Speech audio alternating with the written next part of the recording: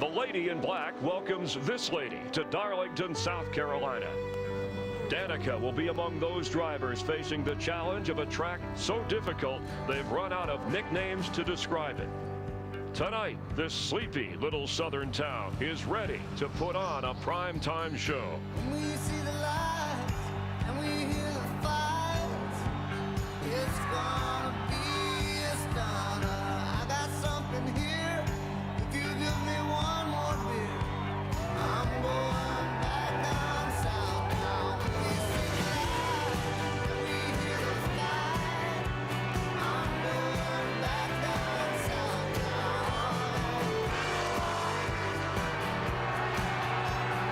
I'm going back down south now.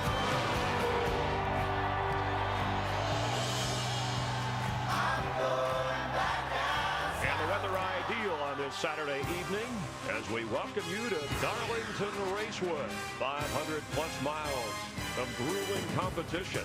Yes, the track too tough to tame, and the best drivers out to try and tame it. Is this the place Jimmy Johnson gets his first win of this season? Will the pole sitter Greg Biffle break through? He's won here twice before. And what about Dale Earnhardt Jr.? Career best, 5 straight top 10s, and Danica Patrick, her second Cup race of the season. Just some of the drivers on display here in primetime. Our Hollywood Hotel in the middle of it all. This year, the path to victory lane has been full of fast drivers, wrecked cars, and damaged egos. We'll have all that and a lot more, along with Hall of Famer Darrell Waltrip, Michael Waltrip. I'm Chris Myers, and the 11th race of the season, a real tipping point when you think about the 12 drivers who make that playoff chase at the end of the year. Which drivers on the hot seat tonight? Well, I tell you, if you look at 9th, 10th, 11th, 12th, and 13th, that cutoff line at 10th, as Ford been in the top 10 in points, Clint Boyer could be in trouble. He has no wins. Carl Edwards could be in trouble. He has no wins. But you got Brad Keselowski got 2 wins. That's almost a lock for the chase. And then you got Newman with 1 win. What they need to hope for, what Carl and Clint need to hope for, is that maybe Brad gets in and they get a win, they would get that wild card spot. So there's a lot of movement right there at that cutoff point. It's really crowded, like Darrell said. And the guy that I like to look at is Jeff Gordon. He's 23rd in the points. Not since 1994 has he been in so much trouble after 10 races. You know what he did in the 11th race in 94? He got his first ever NASCAR win, and that was the second year in Cup. So when you talk about it being crowded right there around that 10th spot, those guys better make some room for old Jeff Gordon. He's fast, and I believe he'll make a move on him. Well, he's won here 7 times, and coming off the race in Talladega, we have the most lead changes, most leaders. If tonight's race is anything like last week, we might see a major train wreck. Turn 3.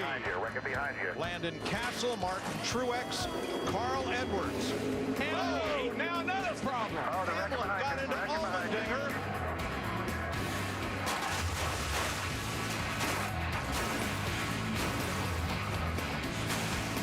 Oh, and they get turned. Everybody comes sliding and slamming into the inside retaining wall. Eric McClure is there and pounding hard into the inside wall. So this is on a 1.3-mile track tonight. So the mentality of drivers changing a little, but still a great risk. You know, when you go to Talladega like we were last week, you probably think you might get in a crash. When you come to Darlington, same thing. You might rub that outside wall. You have to run within inches of it to be fast here. There's no room for error at Darlington. Yeah, this old car we got now, it's tough, and it's made for Darlington. You can get this car we got now up against the wall. It's got all that foam on the right side. It kind of keeps the sheet metal off the tires. You can do a lot of body damage, but you can keep going. But if you get hooked, like we saw at the end of the race last year, and you get shot into that inside wall, that'll put you out of the race. Yeah, scraping the wall, the famous Darlington stripe. You hear about it, earning your stripe here. This is in practice from yesterday. That was the perfect Darlington stripe. He kissed the wall and kept going. This was a little prolonged. You can see the damage it did to the side of the car. Watch Danica here as she scrubs it off turn 4. Darrell, in order to be fast here, you got to be right next to the wall. But when you run into the back of someone, this place is so tight, you're going to get in the wall hard. Yeah, Carl Edwards said it's like a dirt track. There's a cushion, which is right on the edge, and you got to ride that edge, and you jump over it, you're in the fence. Guys have won scraping the wall. Guys have won clean without touching the wall. We'll watch that closely tonight. Meanwhile, we mentioned Jeff Gordon on the hot seat. We talked about Jimmy Johnson looking for their first win. We have 3 drivers who already have 2 wins. Brad Keselowski, who won last week, and of course at Bristol. Denny Hamlin at his Toyota, won in Phoenix and in Kansas. The defending champ Tony Stewart won in Las Vegas. and in Fontana, but a little bit frustrated lately. What does that tell you about the 3 guys with 2 wins? Well, they're solid because of the bonus system in NASCAR, how you can get into the chase because of your wins. And plus, those guys are fast. Keselowski, an aggressive driver who's learned how to contain that aggression and race for points as well. So I like where all 3 of those guys are in the points right now. I think it's interesting that Tony Stewart and Hamlin have new crew chiefs. That they swap. You know, Tony's got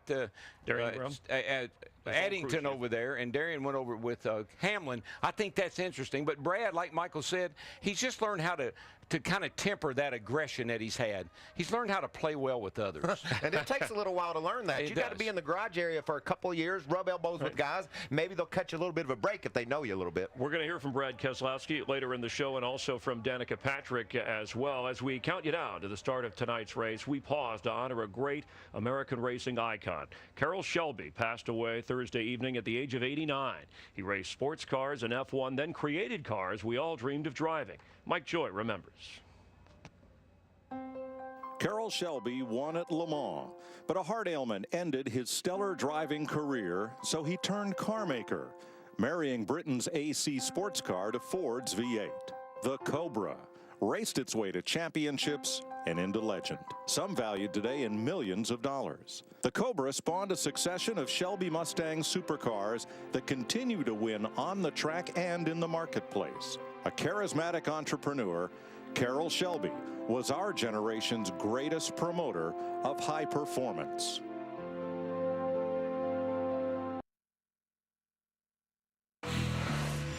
The boys are ready to have at it this week. But not to be slighted, the First Lady of NASCAR makes her return.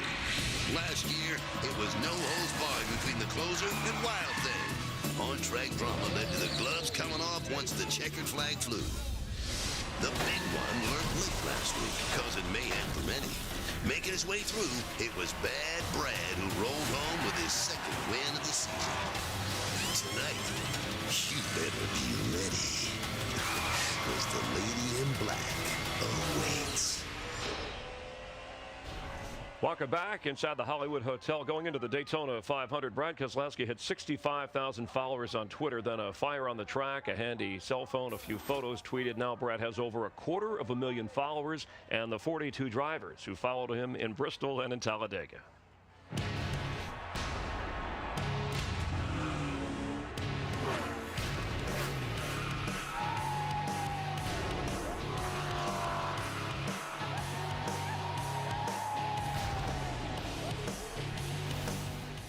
An impressive winning move at Talladega. The next item on the agenda, one of NASCAR's crown jewel events, the Southern 500. So many iconic names have scored a win in this race. What's the biggest challenge standing between you and that impressive list? The track itself, but then you had 42 other competitors out there, and this is quite a place. But I love coming here. This track's been good to me. Hopefully it'll stay that way, and you got to push hard, but you got to know when to push. And you push too hard, you end up in that wall, and that's going to end your day. 2 wins. Can you now be even more aggressive, knowing that the wild card spot at least is going to be yours?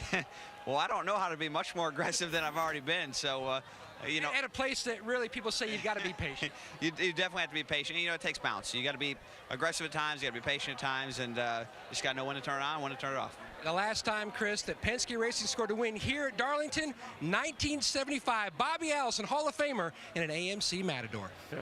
Thanks, Matt. Very refreshing, Brad. He didn't worry about consistency. He goes for wins. No, but he's from a racing family. He's seen it all. But you know what I like most? Last week he said, I dreamed about making that move. I'm not sure what it was. I don't know. Yeah. He said he made a move in 3. I'll take his word for it. But he dreamed about it. You know what I think surprised me the most about it? When he broke loose from Kyle Busch and won that race at Talladega, they didn't make a run on him. Anytime we've seen 2 guys pushing and they come loose, here comes everyone. Maybe Brad said, I must have done something special. They didn't come get me. I wonder what he's dreaming about for tonight. Drivers treat this track with reverence and revenge, as tough as it is. Last year, Regan Smith became the 6th driver to claim his first career victory here at Darlington. To the victor goes the spoils and a chance to host a fast trip down memory lane. Darlington. It's the very center of a small city in South Carolina. A snapshot of the very history of NASCAR. Dreamed up by a local businessman, built on an old peanut and cotton field. It's a super speedway, but with a short track mind. Treacherous, evil, and tricky. They've all been ways to describe it. The first green flag waved 62 years ago.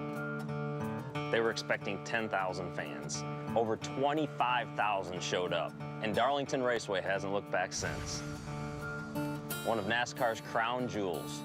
Getting to victory lane here is on every driver's bucket list. This track is also home to one of the closest finishes in NASCAR. It's going to be a drag race. How close? What a finish! About that close. But history aside, you know what really makes Darlington special? It's the action that happens right here on the track where anything can happen. Including a driver from upstate New York, racing for a single car team, getting his first career win. Defending champ, huh? Kind of like the sound of that one. No rookie has ever won here. Carl Edwards said when he first came here, he prepared more for this track than any other. You know what I like about this place? The lady in black is not happy till you're not happy. Yeah, you want to win at Daytona and you want to win at Darlington in NASCAR, and that's the two crown jewels. It ranks that high, racing at its very best, at its roots. Coming up, we'll count you down to the start of the race, 501 miles here in Darlington, and there is the lady in green, Danica Patrick. We'll talk live with her, starting 38th in the field tonight. You're watching NASCAR on Fox. We're live in South Carolina. NASCAR on Fox pre-race show is sponsored by GoDaddy.com, domains, websites, and everything in between.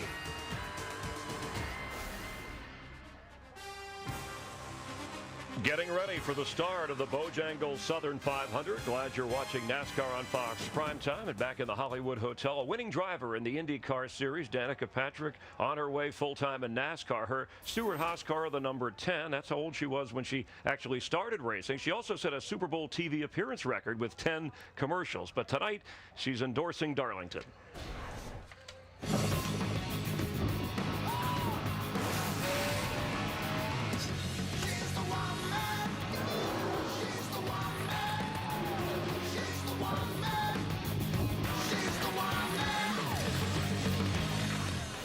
We welcome the driver of the GoDaddy.com car, Danica Patrick, to our show. And thanks for being with us, Danica. Get ready to roll. What are your expectations tonight?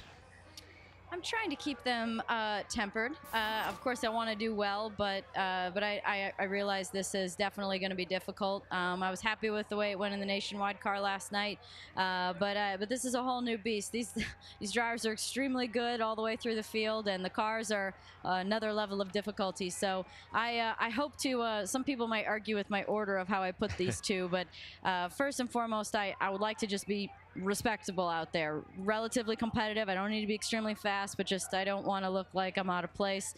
And then number 2, finish. So most people probably would think it might be the other way around, but I just want to run okay, and then get to the end so I get a feel for the full race distance in one of these cars. Hey, Danica, it's Michael. I talked to you in the garage yesterday afternoon, and you said, what the heck am I doing here? What's going on? That was after a Darlington stripe. But then after that race last night, man, you've got to be feeling really confident going into the race tonight. Oh, thank you. I'm feeling a little bit better in the sense that from practice to the race in the Nationwide car, the pace definitely came down a little bit. And, it's going to come down to taking care of your equipment a little bit, not only with hitting the wall, but also your tires. I went through 3 and 4 one time with a good power slide, and I went into 1 and 2 after that, and I was really loose, so I had to back it off and cool the tires down. And so I feel like those kinds of things are things that I enjoy the discipline of. So I know it's going to be even more difficult in these cars with more horsepower and getting into the corner even quicker, but I think that some of the things that need to be done today play into my hand a little bit, and hopefully that will get us a reasonable result for the GoDaddy car. Hey, Danica, it's DW. Now, listen, you were in the car yesterday between the Cup car and the Nationwide car. You were in the car yesterday 8 hours, and you got about a 4-hour race looking you in the face tonight. How are you feeling, and how did you prepare for this weekend? I'm so glad you said it's only going to be 4 hours. I thought it was going to take 5. So good. I'm feeling so much better.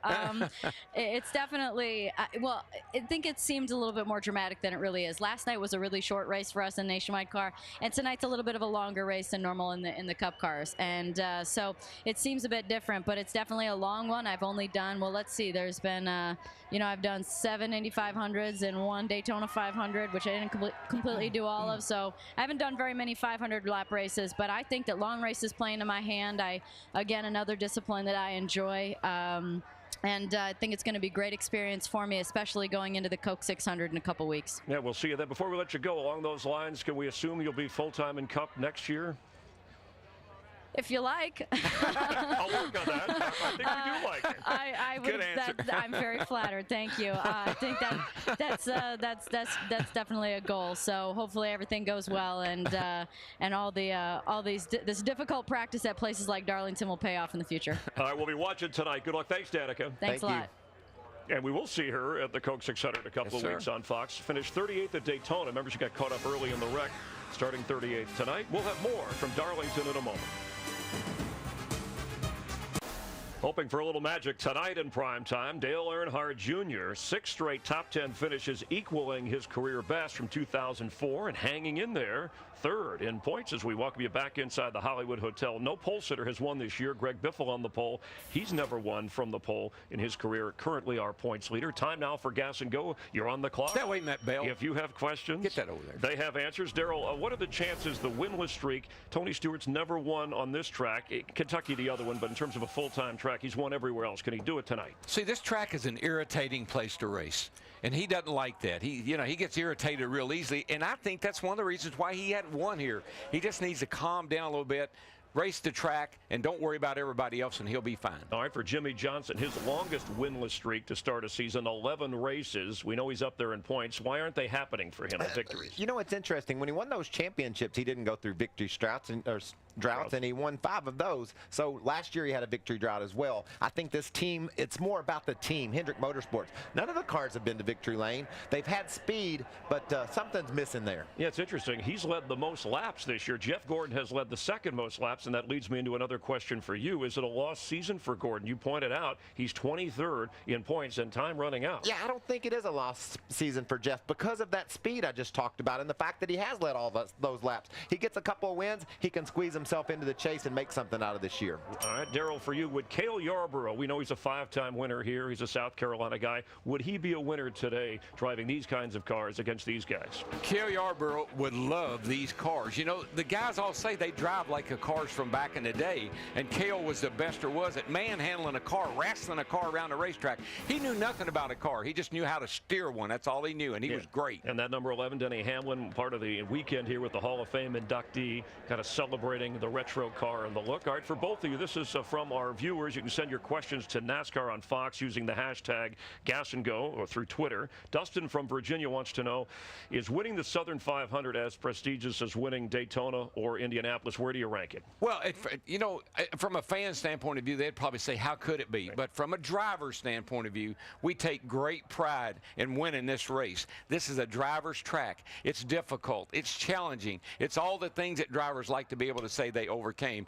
and you can only have that here at Darlington. Yeah, you touched on it earlier. You rank it up there, right? Yeah, it's way up there, right behind Daytona in my book, but I never did win the Southern 500, so maybe that's why I like Daytona better. You won there twice. Hey, as we wind this up and the clock is out, what kind of driver, fans always ask, is Danica Patrick at the Cup level? Danica is smart. She listens, she absorbs. She got a lot of people giving her information, and she takes it and uses it. She doesn't ignore it. She doesn't say, I don't need that. She takes that information and uses it. I just like her eyeballs. She's looking intense all the time. And to drive a race car, you better be intense. You heard her strategy for tonight. We're getting ready to start things. Darrell heads up to the booth, and we'll be back here in just a moment.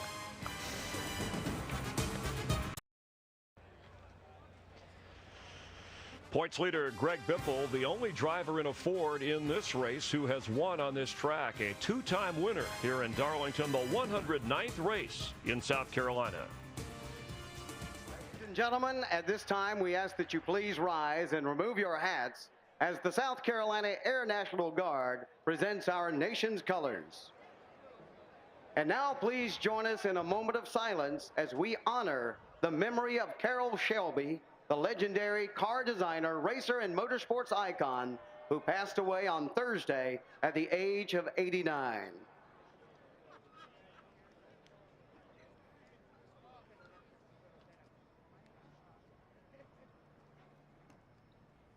Please remain standing as Pastor Mark Jones from the First Baptist Church of Darlington offers tonight's invocation. Let's pray. Heavenly Father, thank you so much for bringing us here tonight to Darlington, South Carolina, to be a part of this tremendous racing tradition, the Bojangles Southern 500. Father, thank you so much for our mothers, because they have meant so much to us. Father, give us a great race tonight and let everyone go home safely. In the name of Jesus Christ, amen.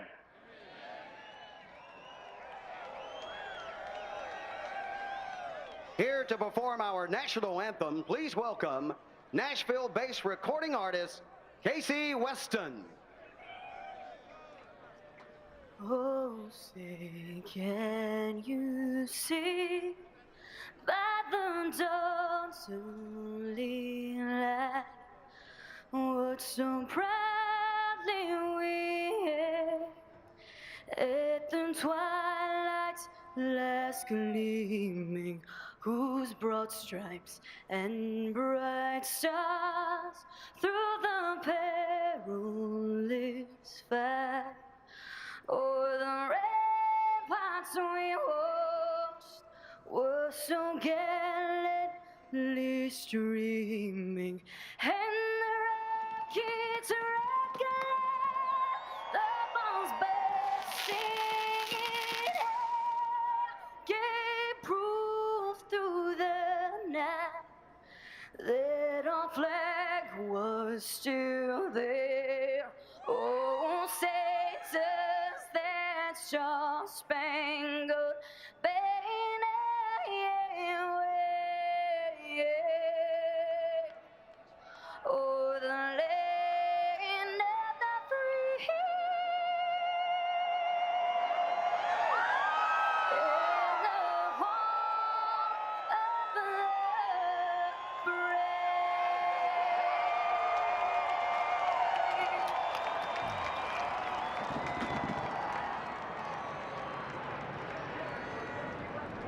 You can choose which of the top 4 qualifiers will finish best in today's race. Text FAST to 34763 or go to AT&TFastestDriver.com. You'll have a chance to win $4,000. Brought to you by the nation's largest 4G network, AT&T. We'll have tweets throughout the race from Michael Waltrip. Darrell Waltrip talks with Dale Earnhardt Jr. from down on the track in just a moment.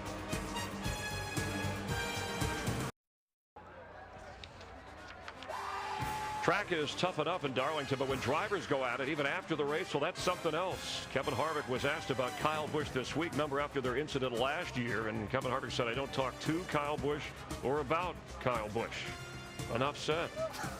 Here in South Carolina, in case you're wondering exactly where Darlington is, if you haven't been fortunate enough to be here and attend or enjoy and watch the race in person, take a close look. About 75 miles from the capital of the state. See where Charlotte is, the home office for NASCAR's Hall of Fame, and many of the drivers in Atlanta, not too far off in the distance. In his University of Farmers report, our Jeff Hammond went old school and stepped just outside this track and right into the Darlington Race Museum. Cars that will be racing at Darlington today have been built to withstand about any kind of crash that has the driver walk away. But the guy who won the original Darlington race, well, let's check out his car. Johnny Mance was the driver of this Plymouth back in 1950, the inaugural winner. But can you believe the only thing that was ever changed on this car were the spark plugs and the tires? And the car was purchased right off the showroom floor in Florence, South Carolina, right down the road. Totally amazing. So from Johnny Mance to the night's winner, the storied history of Darlington continues. Thanks, Jeff. Farmers Insurance runs a great campaign around their Twitter hashtag Farmers5 for their driver Casey Kane in the 5 car. Here's a tweet. Casey Kane will win based on his performance in the past few weeks. He really is fast this week from Jazzy 5 Kane. Kane starting 3rd tonight. Along with Michael Waltrip, Chris Myers here in the Hollywood Hotel where we will enjoy the race. We've talked about Danica. We've talked about Greg Biffle, the pole sitter. Jimmy Johnson starting on the front row, his best position. Who do you like tonight's race? I'm going to agree with Jazzy 5 Kane. that Casey Kane gets the win tonight. Okay. He was 4th here a year ago. He led the most laps here a year ago. 4 straight top 10s. He'll be fast tonight. A.J. Allmendinger fastest in final practice. A guy who's been fastest in final practice has not won this year. Neither has a pole sitter. That's unfortunate news, but Team Hendrick trying to get a victory. And this being Mother's Day weekend, appropriate that NASCAR bombs give the command. And I don't mean clean your room. I mean this. In honor of Mother's Day weekend, please join me in welcoming the mothers of our NASCAR drivers as they deliver the most famous words in motorsports.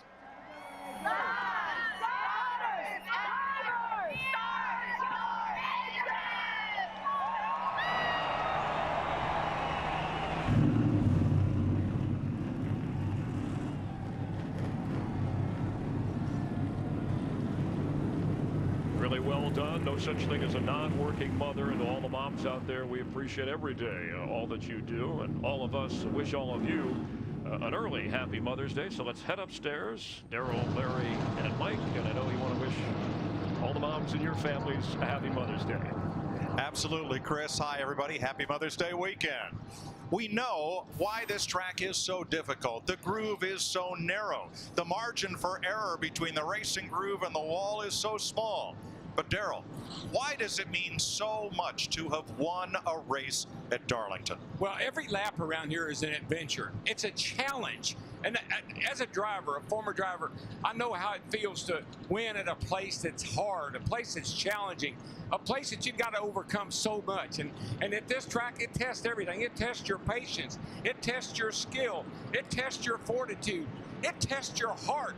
Do you have the heart to win here tonight? It's a great racetrack. It's a fun place to win. It's at the top of my list.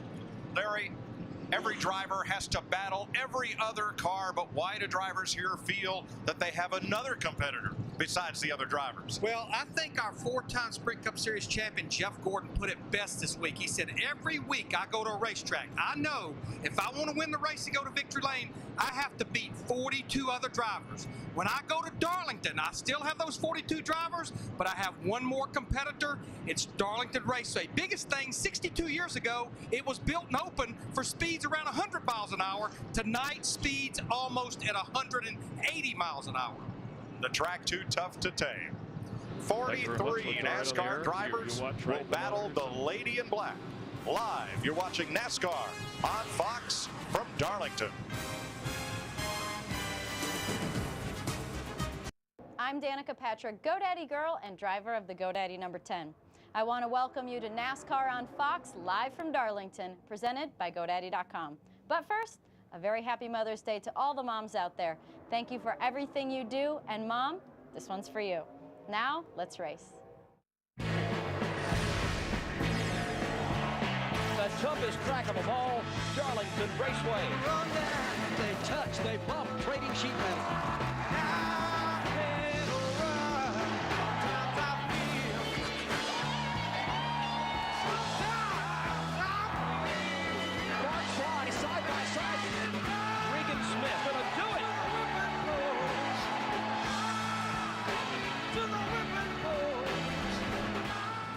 So much history and more to be made this evening.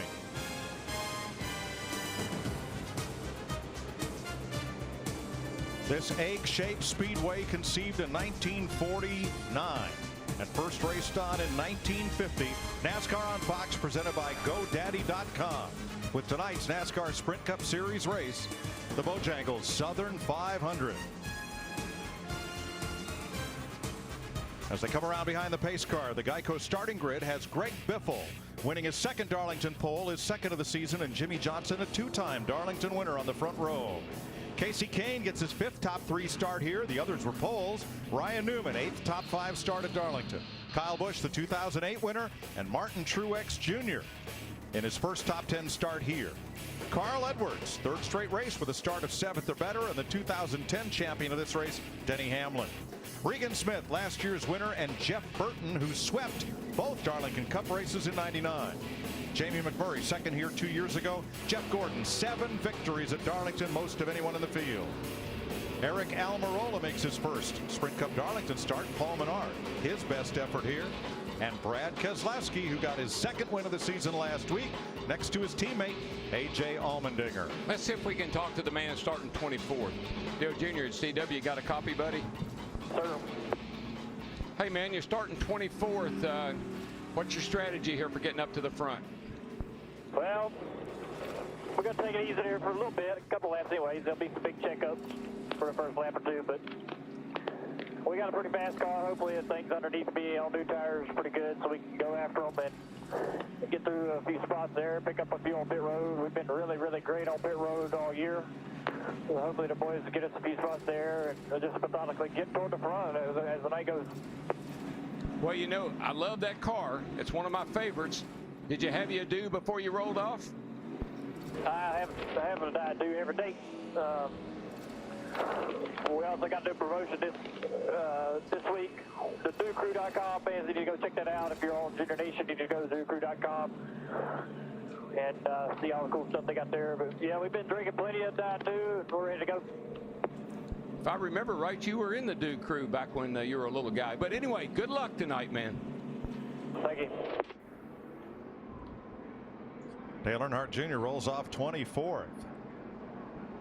Let's get some late breaking stories from pit road, beginning with Dick Berggren. Well, thanks, Mike. Greg Biffle has led the championship points for the majority of this season here at Darlington. He has been incredibly fast. Starts on the pole. The two-time winner has a simple strategy: keep it in the top 5 until the end, and then win this thing. Steve Burns. Well, Jimmy Johnson has a good starting position as well. Now, his crew chief, Chad Canals, told me there's a lot of speed in this track right now. There's also a lot of sand, a lot of dust. He said they're going to take it easy early in. Chris Devoda. Steve, Carl Edwards told me he's been waiting ever since that last restart in this race last year to come back and, quote, finish what he started. They start 7th. He has as good a shot as anyone. Matt Yoakum. Jeff Gordon rolls off 12, finds himself in a perilous position in the points back in 23rd, but he needs to pull off a Brad Keselowski performance. A year ago, Keselowski was 26th in points coming in Darlington, won races, scored a spot in the chase. Gordon couldn't pick a better spot, Jeff Hammond, 7 wins to get that rolling here in Darlington. And Matt, I'm down here in turn 1, where Hall of Fame driver called this turn the most exciting turn in all of NASCAR. Not just because it's narrow and tricky, but because it's got a great passing zone. And if a driver can perfect the crossover tonight, well, it'll probably carry him or her on the victory lane. Mike? Tonight's race is brought to you by Budweiser, the beer that starts with full flavor and ends with a crisp, fast finish. Great times are waiting. Grab some Buds.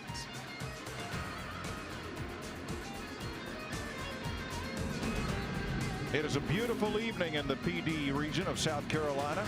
Temperature still in the high 70s, only a light breeze and a few high clouds. They'll go 500 miles tonight, 367 laps. Pit road speed 45 miles per hour. A tough pit road to get on under green fuel window, 56 to 60 laps. That can become a chess match late in this race. Light is out atop the Toyota safety car. A wide track apron, a narrow racing groove. There they are up in turns 3 and 4. NASCAR's toughest racetrack. That wall was all rough black last night with tires up against the wall. Here we go for 500 miles. Most apprehensive start of the year right here. This place really makes you nervous. Flagman's got the flag behind his back. He's holding them back. He's holding them back. Boogity, boogity, boogity. Let's go racing, boys and Danica.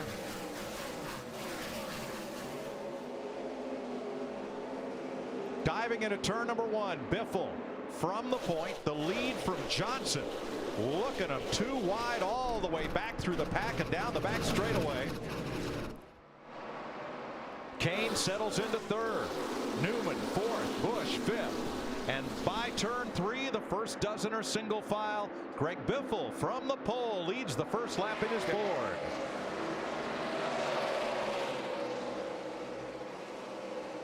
Jeff Gordon, Jamie Mack, Paul Menard on the outside in the 27 and Allmendinger scuffle. Boy, I tell you, that 51 car, Kurt Busch, I never saw a guy pass so many cars in one lap. He was outside, inside, and he is on the move. He was taking advantage of those 4 fresh tires at the drop of the green flag. There you see Kurt right there, currently in the 22nd position. Up to the outside of Logano. He made that outside work. Mike Larry, he went on the outside and he got about 5 in one lap. He kind of played some of the same moves in last night's race. Well, he's got it going. 11th place, Jeff Burton on the high side gives way to McMurray. Smart racing right there. That's Darlington at its finest. Let that guy go. Here comes Keselowski to the inside of Menard. Last week's winner inside of bringing Tony Stewart with him and maybe Eric Almirola in the 43. You just got to be really, really, really smart right now. This is no time to play games. Somebody's better than you are. You got to let them go or they'll run over you. Almirola and Matt Kenseth in the 17. Eric up high. Matt steals the spot. That's a lot of drivers that we felt like would have much better race cars than what they had qualifying cars. We felt like they'd be going to the front, just like Kevin Harvick in the 29 they were riding with. Yeah, you get down on that inside in turn 1 and 2, and you can ride that guy on the outside up a little bit and make a nice pass. Harvick was fastest in practice, but only qualified 23rd. He said the car was fine. Driver made a mistake. He works under Almirola, picks up the spot. This place will do that to you, Mike. You just never are sure what you got. It's always changing. Jimmie Johnson begins to close it up on Greg Biffle just a bit. He has a big cushion back to his teammate Casey Kane in 3rd. 19th place, Almirola, Kurt Busch. They're at the back of that pack. And looking for more. I know this is a contradiction to some degree, but you have to let people go. But you got to be careful of letting too many people go, or the first thing you know, you'll find yourself in danger of going a lap down. Johnson's coming. None of Rick Hendrick's 4 drivers have been to victory lane this year, and no one knows that more than 5-time champion Jimmie Johnson, who draws a bead on Biffle for the lead. And Biffle's 2 wins here. In both occasions, he led more than 170 laps.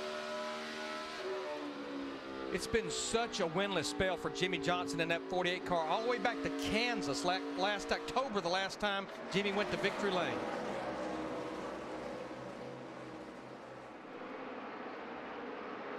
Well, Darrell, catching him here is one thing, but passing him? Mike, it's an anticipation thing. You can't, there are certain places on this track you just can't pass people. You don't want to run up on a guy in a no passing zone. Coming off at 2 over there, you want to time it. You want to get a run on them and try to pass them down the straightaway into the corner. Matt Kenseth goes to work on the 31 of Jeff Burton. This is for 15th place. And Kenseth makes the pass. He started 19th. Dick Bergman. Greg Biffle has just told his crew on the radio that he has a vibration. He has had it from the start. He's worried that it could be a tire. That's likely a loose tire. We have actually heard a lot of reports all weekend long about drivers experiencing different types of vibration. And Larry, one thing that bothers me a little bit, they run the air pressures really low on this racetrack at the speeds they're running. And you let that inner liner down inside that tire, if you get the air too low in it, it'll actually shake inside that tire. That may be some of the problems. Now 39, Ryan Newman had been losing touch with the leaders. So when Kyle Busch came right up to his back bumper, he let Busch go. Now Newman's got to try to fend off the 56 of Martin Truex to hold on to 5th. Martin Truex Jr. in that 56 car coming off of a couple of rough runs at Richmond and Talladega. Looks like he's been pretty solid here for the last couple of days. Yeah, Larry, he started the season with so much hope. It looked like he was right on the verge of winning a race, and then the bottom just fell out the last couple of weeks. Matt Yoakum. And Ryan Newman just trying to pace himself right now and hold on to that spot, Mike. He's not bad down at 3 and 4, but he just told Tony Gibson, I am extremely loose down at 1 and 2, and especially on exit. I know it's subtle, but 1 and 2 has 25 degrees of banking. 3 and 4 only has 23 degrees of banking, and they're shaped differently. The car can be totally different on each end of the speedway. And here comes Kurt Busch, 1 week removed from that Ricky Bobby me paint scheme that he had so much fun with at Talladega. No, the Cougar's not in the car this week. They're going to auction it for the Armed Forces Foundation for charity. But Busch is on the move. He's picked up 8 spots. He's driving like he's in there with him. I can tell you that. He has passed a lot of race cars since the drop of the green. 2 laps ago. Watch the 51 of Kurt Busch go to work on Paul Menard.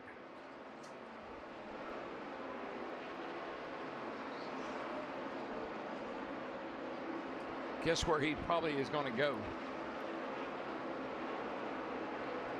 Sort of trying to go through the middle, but there wasn't enough room. But I think Kurt Busch in that 51 car knows that even though we're only 10 races into the season, 25th in the points, going to be tough to make the chase, so go out and win races. Right. Paul Menard showing a little bit loose there again as Joey Logano slips underneath and makes the pass. 18th place. Greg Biffle has led every one of 13 laps so far in Darlington.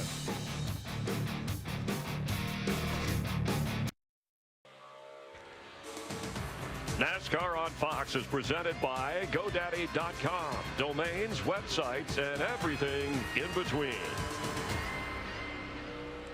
Greg Biffle, your leader after 20 green flag laps. Jimmy Johnson 3/10 back, and Casey Kane has come into the picture less than 1 second from the race leader.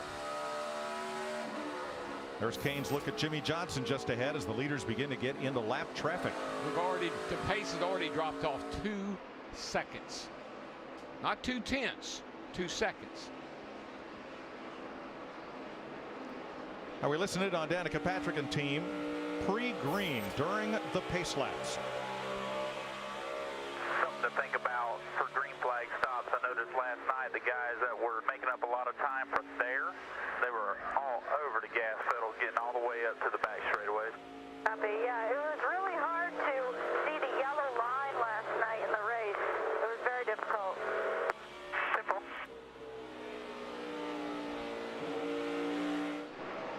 Getting onto pit road, there's that yellow line. Yeah, and when we say that it funnels down into the pit road, look how it does. It drives. You come off the track way back here, but then it just funnels down, and look how narrow we get right here getting into the pit lane.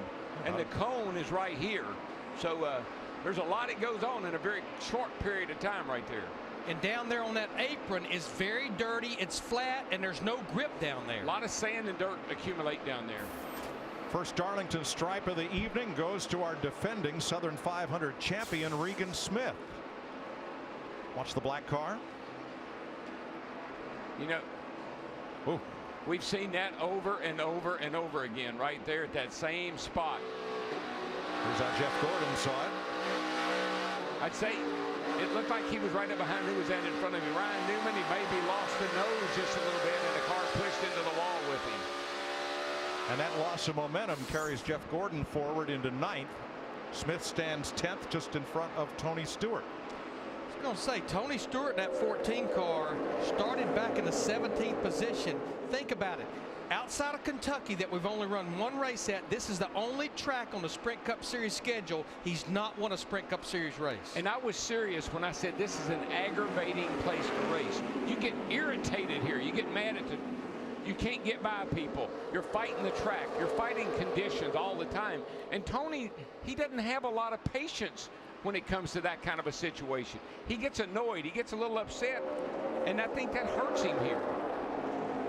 They'll all need patience tonight to deal with this racetrack.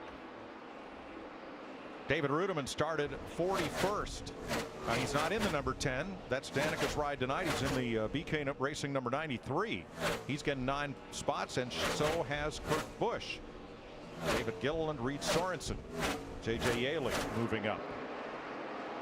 You know what? When it has not changed. You come here, you stay off that wall, you don't tear up your race car. At the end of the night, you might be a lap or 2 down, but you'll be in the top 20. Biffle continues to lead from Jimmy Johnson, half a second back. Steve Burns. Well, Mike, D.W. Wright noting that the times are starting to fall off. Jimmy Johnson of the 48 said, I started snug, but I'm already starting to free up. Chad Canals responded by saying 10-4, keep those rear tires under you. And that really seems to be a product of this tire that we're running now. When the track cools down and gains grip, it's almost like the drivers get looser with their race cars. All right, Casey Kane third, closes up on Johnson. Kyle Busch looks to work his way underneath Danica Patrick, who's gone a lap down, Matt. Mike doing exactly what her coach and boss Tony Stewart told her pre-race. They sat down with a map of Darlington and critiqued her nationwide race from last night. Told her what she did wrong, but also what she did right. And said the biggest thing you've got to watch how this race will progress and how the track will change. But the most important thing, just log laps. Tonight is all about learning, just like last night. And I said in the pre-race show, I'll say it again. She pays closer attention and absorbs more information than anybody I've ever seen. She's very astute. She's very smart. When somebody tells her something, she says, okay, I believe you, and I'm going to try to utilize that information. You saw Kurt Busch passing Jamie McMurray. Busch moving up into the top 15. And just think of the people that are helping Danica. Tony Stewart, Dale Jr., Greg Zipadelli, some of the best minds in this business, and you got to pay attention to them.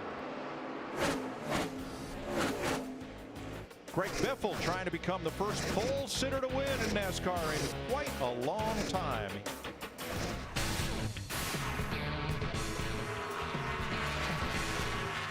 Stay tuned for more NASCAR on Fox. NASCAR on Fox, presented by GoDaddy.com, is sponsored by Sprint. Avoid a data dilemma with truly unlimited data. Go to sprint.com/speed. By KFC, come in today and taste why fresh is better. And by Geico, 15 minutes could save you 15% or more on car insurance.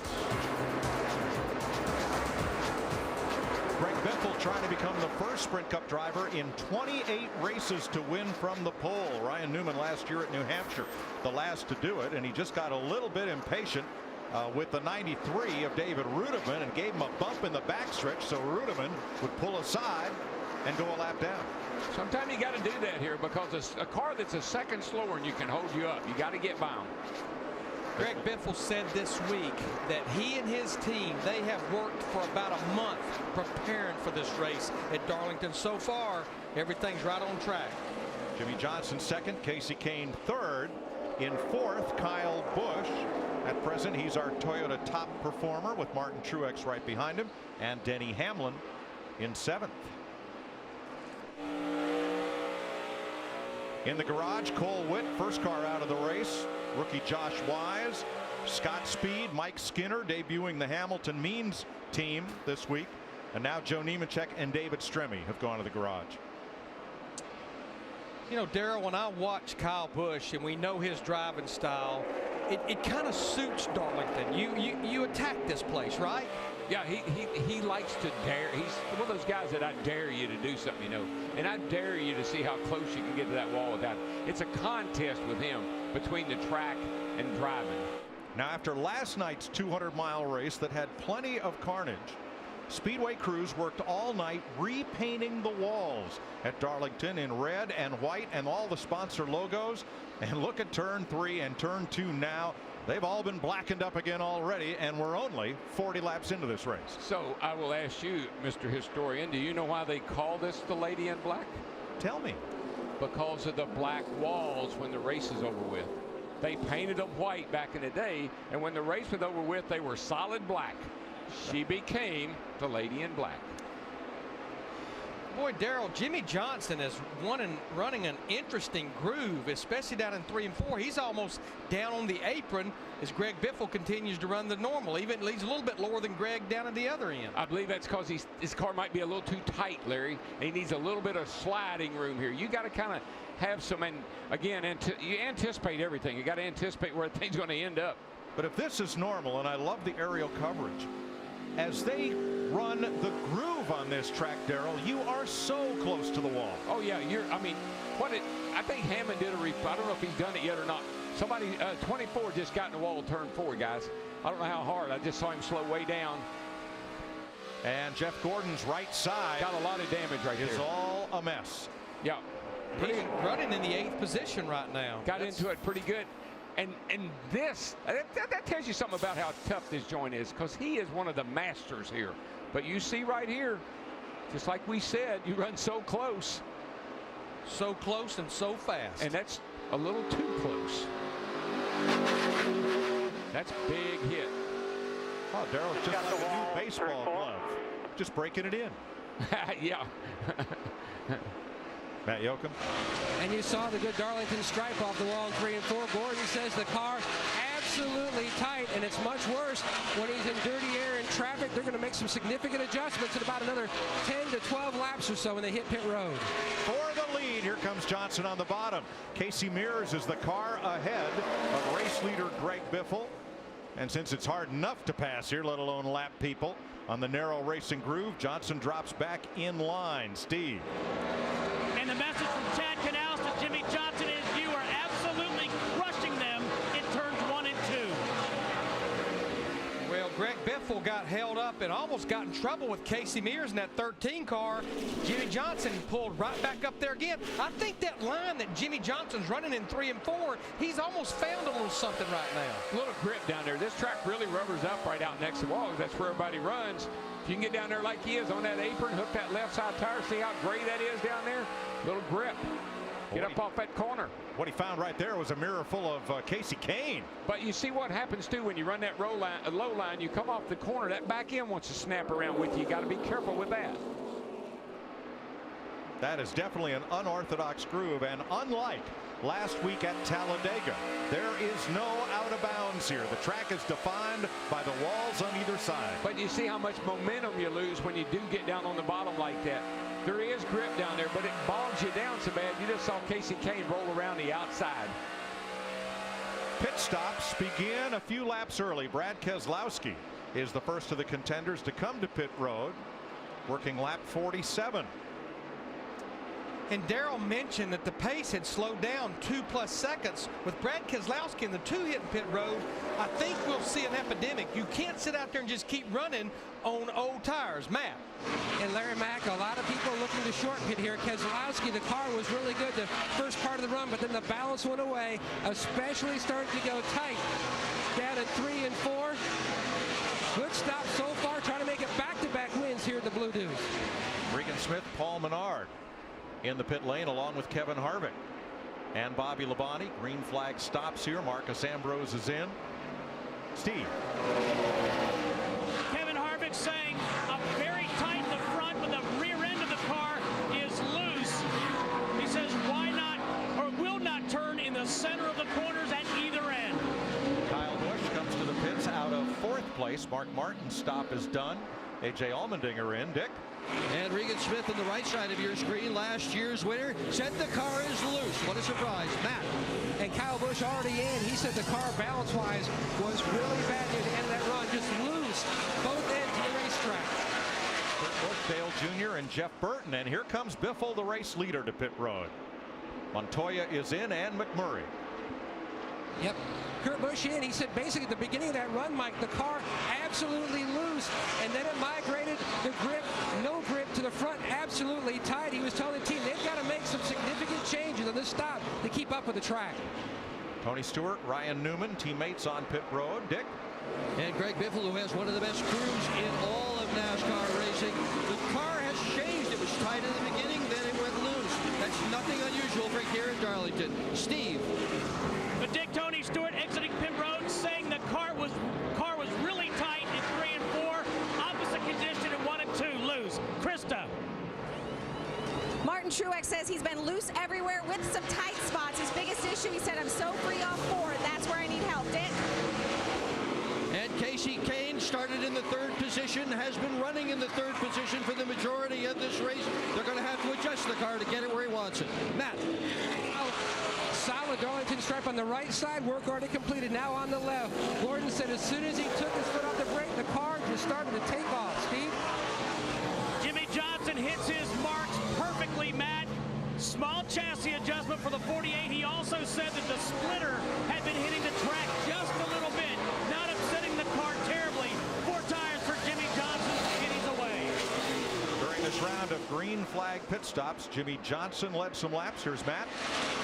And Danica Patrick brings the 10 car in. Rick Pigeon going to work, filling the car with fuel. Patrick said the car, the worst issue that she had was exit of turn 2. The car absolutely taking off, wicked loose. Work complete.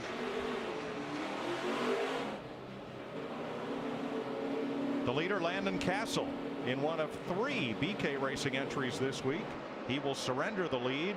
Casey Kane and Jimmy Johnson also led during this exchange of green flag stops.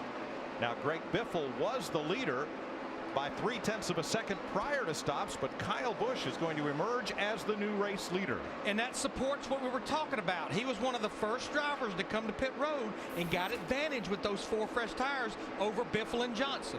Very good place to pass. First round of pit stops complete. 52 green flag laps in the book in Darlington.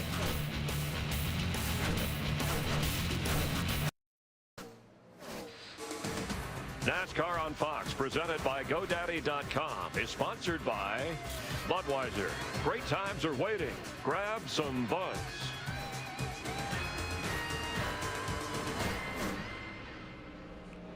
.58 green flag laps complete out of 367. Kyle Busch is the leader, picking up the lead on the exchange during green flag pit stops. Now this is 2 laps including the green flag pit stop. It's crossing the start finish line coming back to pit road. You see right there Kyle Busch the 3rd quickest, Denny Hamlin the quickest, Greg Biffle not even on this. What I saw was Kyle Busch's pit stop was a second quicker than Greg Biffle, and his time driving on pit road was a half a second. Plus, like I said, he pitted a lap earlier than Greg Biffle, and that's the reason he's leading this race. And here's Denny Hamlin looking inside Bobby Labonte as Kyle Busch works on Ambrose. And there's the biggie right there. That's the actual pit stop, but you can also see Kyle Busch himself was just a little bit quicker than Greg Biffle as far as getting on and off pit road. Yeah, Larry, I watched, and it's such a fine line down there getting down off the racetrack onto that pit road and missing that cone. Kyle was very, very aggressive. Greg was very conservative. Guys, I think it's interesting. What we're seeing is old school racing here at Darlington. I say that because these guys are running off the track making passes. I remember back in the day, Harry Gant, he would spend more time on the apron than he would up on the racetrack itself. Mark Martin in 09 won here by running down very low. Look at Jimmy Johnson. He's not even on the track, Daryl. He's down on the apron. I love the various lines. I love the way these guys are having to compromise these cars and go where they can find any bit of grip at all. This is fun stuff. Yeah, and you know what else, Michael? You don't hit the wall very much when you're down there either. That's a very astute observation, brother. Well, not that it matters to today's race cars, but when this track was built in 1950, the idea was you would race down there on the apron. The banking in the corners was the safety runoff area until somebody got up there and figured out it was faster. Pit road can also be a little treacherous place. You note they have 1, sometimes 2 NASCAR officials positioned at every car. Here's one reason why. As Landon Castle, then the leader, comes in, they're sweeping up in the 10 pit, and the official has to drag one of the crewmen out of the way of the oncoming car. No penalty there, but that could have been tough. I think he may have explained to him, you might be wanting to look up the pit road there when you're doing that, young man. Never turn your back on the race cars. Nope. Right. Krista? Carl Edwards saying his race car is just too tight. He actually told crew chief Bob Osborne it's hard to drive. He just called it wicked. He said, you make this car drive better and we will kill it.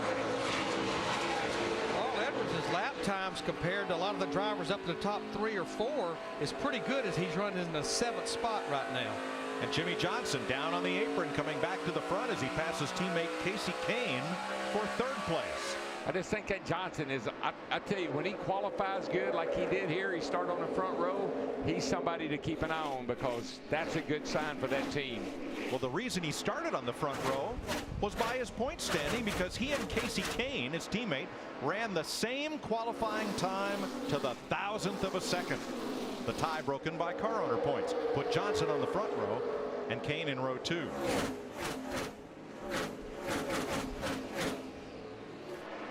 The Darlington stripe count is up to at least 5 as Kyle Busch leads Greg Biffle by 0.4 of a second.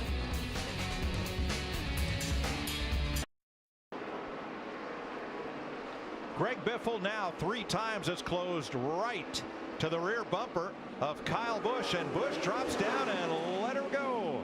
Jimmy Johnson comes with him. as Busch takes to the apron, and the pole sitter goes back to the front, but for how long? Here comes Jimmy Johnson. But that's the difference in tires. Kyle got tires a little earlier than these two cats here, and they ate him up. I know Michael Waltrip talked about it, though. It's been a while since I've seen anybody run a groove like Jimmy Johnson's running that 48 car right now, especially down in turn 3 and 4. Yeah, I don't see how you can call this place old school, though.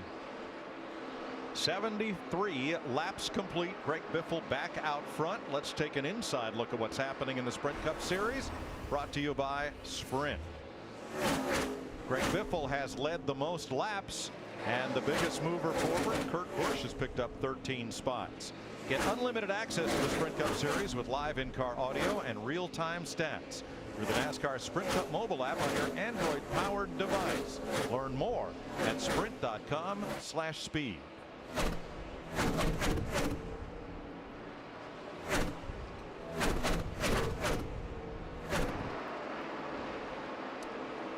You know, I just see such a newfound energy in Greg Biffle. He missed the chase last year. They made a crew chief change halfway through the year. They changed a lot of personnel, all but about 1 or 2 people on that 16 car. And think about it, he's been leading the points for 8 consecutive weeks now. He's always been good here, Larry. I remember it's been 3 or 4 or 5 years ago he came here. He started on the pole, I believe, and dominated the race. The car was bottoming out and the flywheel was hitting the track, and it eventually shook the engine apart. But he had them covered that night, too.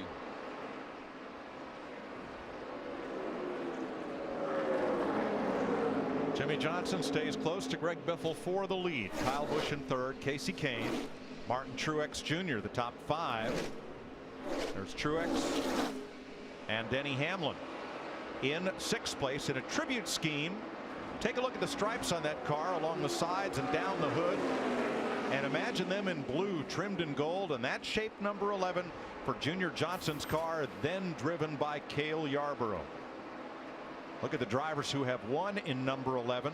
Ned Jarrett's victory in 1965 set a NASCAR record. He won the Southern 500 by 15 laps. Wonder how many viewers we would have had at the end of that telecast. But this is just one of those tracks that Denny Hamlin, he talked about it yesterday.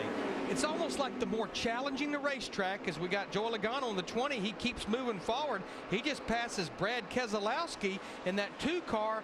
Brad Keselowski's falling back. He's falling out of the top 10, Larry Mack. In fact, Paul Wolf asked Joey Meyer, the spotter, that took a look at the right side because he said that he hit the wall pretty hard. He said it didn't look that bad, but he also reported from the cockpit that Brad said he thinks that he might have hurt the tires. Right now he's just trying to ride it out until the next stop.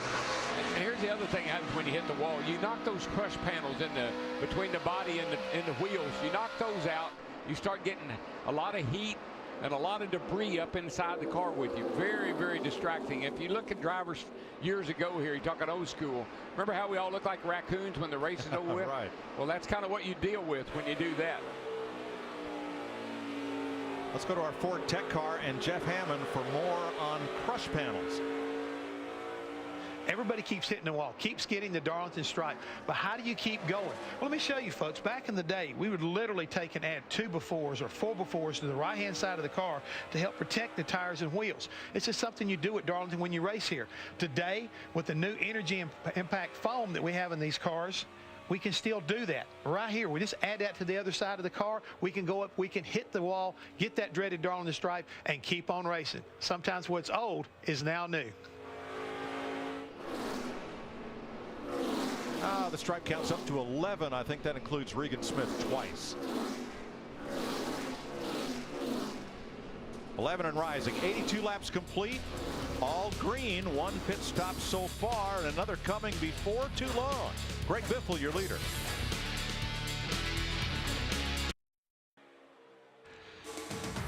NASCAR on Fox is presented by GoDaddy.com. Domains, websites, and everything in between. 87 caution-free laps. Greg Biffle continues to lead Jimmy Johnson now by 0.8 of a second. Kyle Busch, Martin Truex, Casey Kane, the top 5.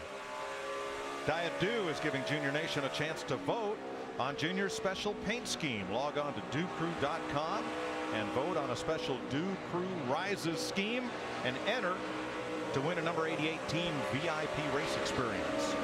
Back in 81, 82, started that little club that was for kids, you know, little 6, 8, 10-year-old kids that want to be a part of the team. Started a little thing called the Do Crew. Glad to see that they still got it going. Denny Hamlin alongside and past Casey Kane right there. That will change 5th place. Steve. Mike Dale Earnhardt Jr. doing a good job of adapting to the changing track conditions. On lap 60, he said, "My car is so loose, it feels wrecking loose." But just a few laps ago, he said, "If you can tighten me up, I can go a lot faster." So that car's getting better. Yeah, right now his problem is leader Greg Biffle is only about 4 seconds behind him. You just think about one of the best starts that Dale Earnhardt Jr. has had in a long time. 3rd in the points, first 10 races, 8 top 10s, and has completed every lap of competition. Yeah, and one of the things the crew chiefs were telling me, you know, when it gets dark, when the temperature really drops, this track will be absolutely opposite of the way it was when they started. That's why a lot of guys started out a little on the loose side, because they knew the track was going to tighten up. Biffle, Johnson, and Busch. Martin Truex Jr. having a good, strong run here in 4th place. Krista. Yes, Mike, Martin Truex wheeling one of the fastest cars on the track right now, and he has the luxury of doing something he hasn't normally gotten to do at this track, not having to come from the back. He says he always races well here, or feels like he does, but he never qualifies well. Starting 6th, he feels like he can do both. A stellar car tonight. He looks like he may have one of the better cars on the long run, and we're getting within about 5 to 8 laps of what'll be another cycle of green flag pit stops. You know, Larry, it's got to be comforting, though, from a driver's perspective, to be able to slide up there and scrape that wall and keep on going and not hurt the car so bad that you got to go to the pits. I mean, you hit the wall here, you kind of scrape along it, but you keep on going. Don't really hurt your speed. Guys, I just love this shot. This shows how on the edge of control these guys are. Look, hardly a car comes off that turn without it wiggling around. There goes Hamlin doing that. Carl Edwards sideways. Here comes Ambrose. They're all sideways off the corners. Look at our leaderboard, Daryl. The first 3 cars, Greg Biffle, Jimmy Johnson, Kyle Busch, they drive out of control all the time. They're always sideways. That's why they're so comfortable here. And then if you look at Truex in 4th, he loves running right next to the wall. The leaderboard makes perfect sense to me. Yeah, if you look at that exit to turn 2 over there, you're headed for the wall. And then at the last instant, you turn it hard left, and that's where you see that little fishtail action coming off of that corner. Now, this green flag run may be a little longer than the one at the start of the race. If they came in on the same cycle, Keselowski would be in now. He was the first car to pit at lap 46 on the first cycle. He, among many, many others, have bounced off Darlington's outside wall, and yet continues here at 94 caution-free laps. Yeah, a couple of the Richard Childress drivers, Paul Menard and Kevin Harvick, they also were a couple of the drivers to hit pit road early. Greg Biffle leading Jimmy Johnson by almost a full second now. Kyle Busch, Martin Truex, Denny Hamlin, the top 5. NASCAR on Fox, presented by GoDaddy.com, is sponsored by AT&T, the nation's largest 4G network. AT&T, rethink possible. By Farmers, we are insurance, we are farmers. And by Ford, proud sponsor of NASCAR. Jamie McMurray was the first car onto pit road at lap 96, and within these next 5 laps, all of the lead lap cars have been in the pit lane. Eric Almirola, one of the last to pit. And we cycle back around to Jimmy Johnson as the race leader, as Joey Logano completes his stop. There is Almirola. David Gilliland is still on track, along with David Rudiman, the only lead lap cars that have not stopped in this sequence. So we cycle around to Johnson as the leader, and now Greg Biffle 2 seconds back of Jimmy Johnson after the second green flag pit stop of the night.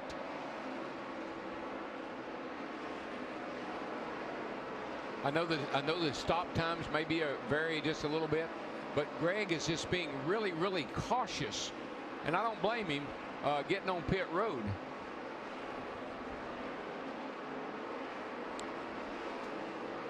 And it's a tough night for the orange cone. That marks the commitment line at the entrance and exit of pit road. Here is Dave Blaney trying to slow down to come into the pit. And he picks up a hitchhiker, which will draw him a pass-through penalty. So let's get a recap of what happened on these green flag pit stops as David Rudeman hits to the garage area with no brakes. We begin with Steve Burns. Mike, Jimmy Johnson said upon entering pit road that his car had improved from being edgy to just a little bit snug. So 4 tires and a small chassis adjustment, Dick Berggren. And Greg Biffle had a flawless pit stop, at least as far as his crew is concerned. The car is so good, they made no adjustments to it, Matt. Dick, Kyle Busch was one of the first cars to hit pit road. Much of this race, he's been fighting the absolute same thing. Absolutely no grip. The car on the free side. Some big adjustments on that stop, Krista. Right now, Martin Truex just trying to let the car come to him. They've been making slight adjustments to make his car a little bit tighter all night. He's still fighting a little bit of a loose condition, but right now, overall, extremely happy. And Mike, you know, a lot of guys are running a lower line, and that's because the track is older. This pavement is aging, and now you're looking for grip. Now Denny Hamlin now finds himself 7.8 seconds back, Darrell, after this round of pit stops. In the top 5, Casey Kane behind him. We have had approximately, I'm pulling a number out of thin air here, 30% less caution flags in the last half dozen or so races than usual for this point in the season. No particular reason why, but tonight this is the longest stretch of green flag racing to start a Darlington race since NASCAR started releasing detailed caution period info in 1979.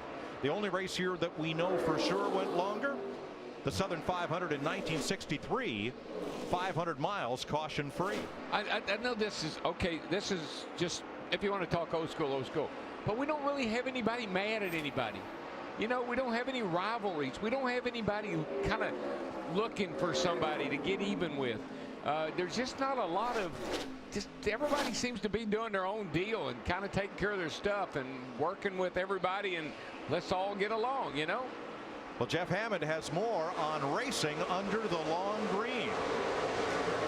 And Mike, right now, a lot of these crew chiefs are making their drivers a little bit nervous because, or making them a little bit mad. Let's put it that way. Darrell will understand what I'm saying, because they're telling them to race the racetrack. Save your tires. We've seen the drop off from each and every green flag run, what's going on so far. So when they left pit road this last time, the drivers were being told one more time, save your tires, pace yourself. It's still a long ways to go here at Darlington, guys.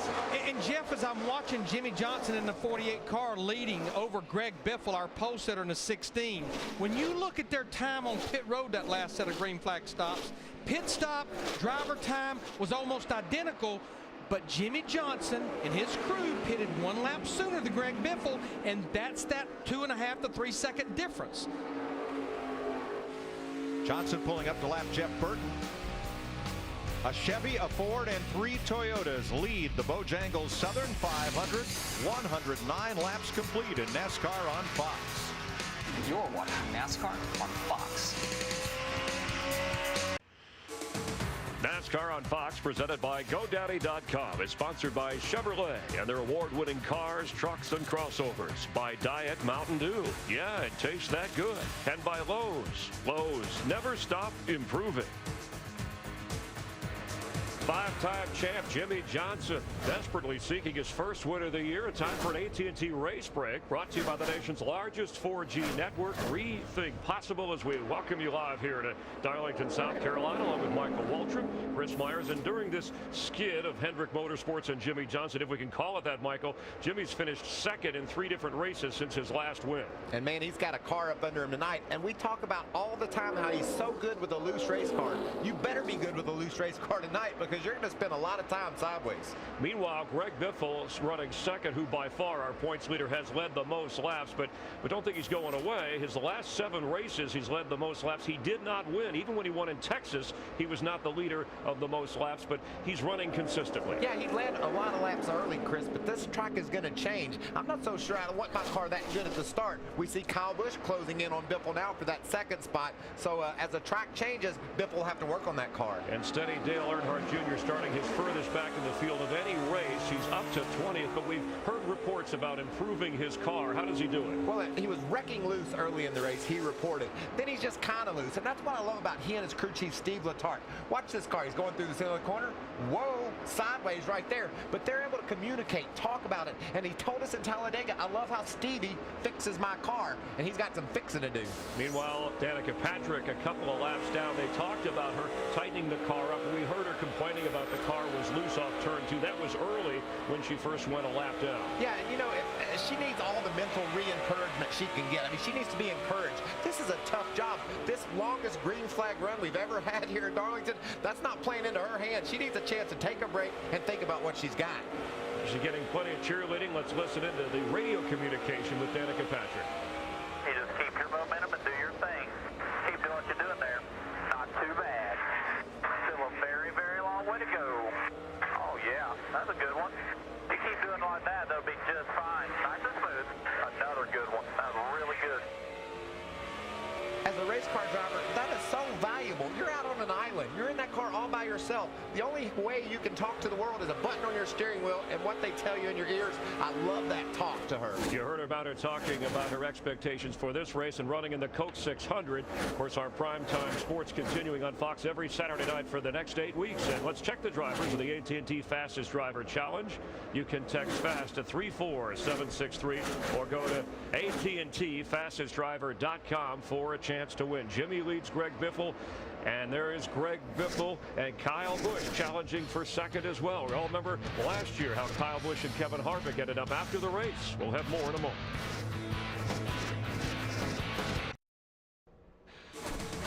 NASCAR on Fox is presented by GoDaddy.com. Domains, websites, and everything in between. Jimmy Johnson leading after 127 green flag laps. There is Johnson's Chevrolet, as shown by our aerial coverage from DirecTV. Only DirecTV gives you dedicated driver channels, so you never miss a second of your driver's race. Call 1-800-DirecTV. Johnson has now opened up a lead of 5.8 seconds over Kyle Busch and pole sitter Greg Biffle. Here's our Ford F-150 EcoBoost track facts for Darlington. Last winner from the pole here was Dale Jarrett back in 1997. Ford's led the point standings after 9 of the 10 races this year, and Ford has 41 Cup poles. All-time best here at Darlington. You know, I talked to Jimmy Johnson before qualifying, and he told me, DW, this is the best car I've had here at Darlington. It's got a lot of neat things in it that I like. And then he qualified so well, and I felt like he was going to have a big night tonight. Johnson's picking him up and mowing him down. There are just 14 other cars on the lead lap, and among the dozen or so one lap down is last week's winner Brad Keselowski. Matt? Mike, significant damage cosmetically to the right side of the 2 car.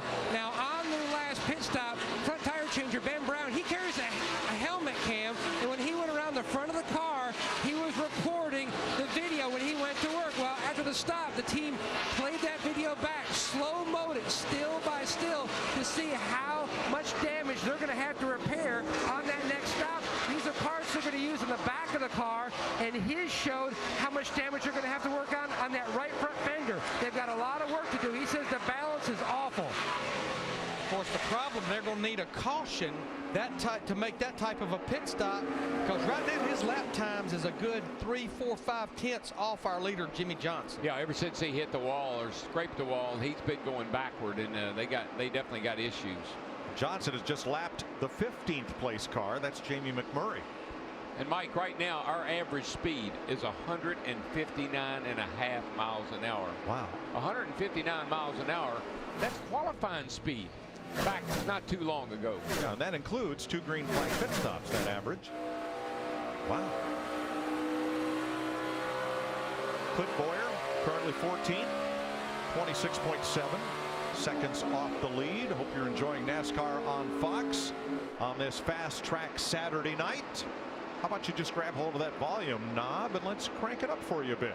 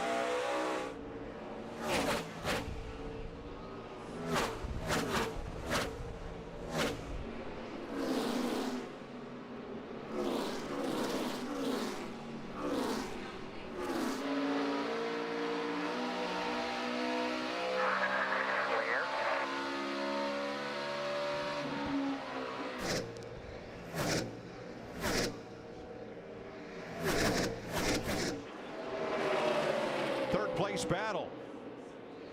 Martin Truex Jr. in the 56 takes it to the inside of pole sitter Greg Biffle and moves up to third place.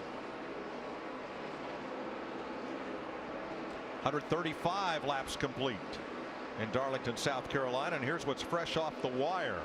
Before Darlington was repaved, Jimmy Johnson had led over 400 laps here, but since the 2008 repaving, he had led only 2 laps at this racetrack before tonight. Johnson has now been out in front for 37 circuits and is pulling away from Kyle Busch. Yeah, that's what's fresh off the wire. Served you by KFC. Come on in and taste why fresh is better. I just like the line, man. I like what he's doing. He's fishing.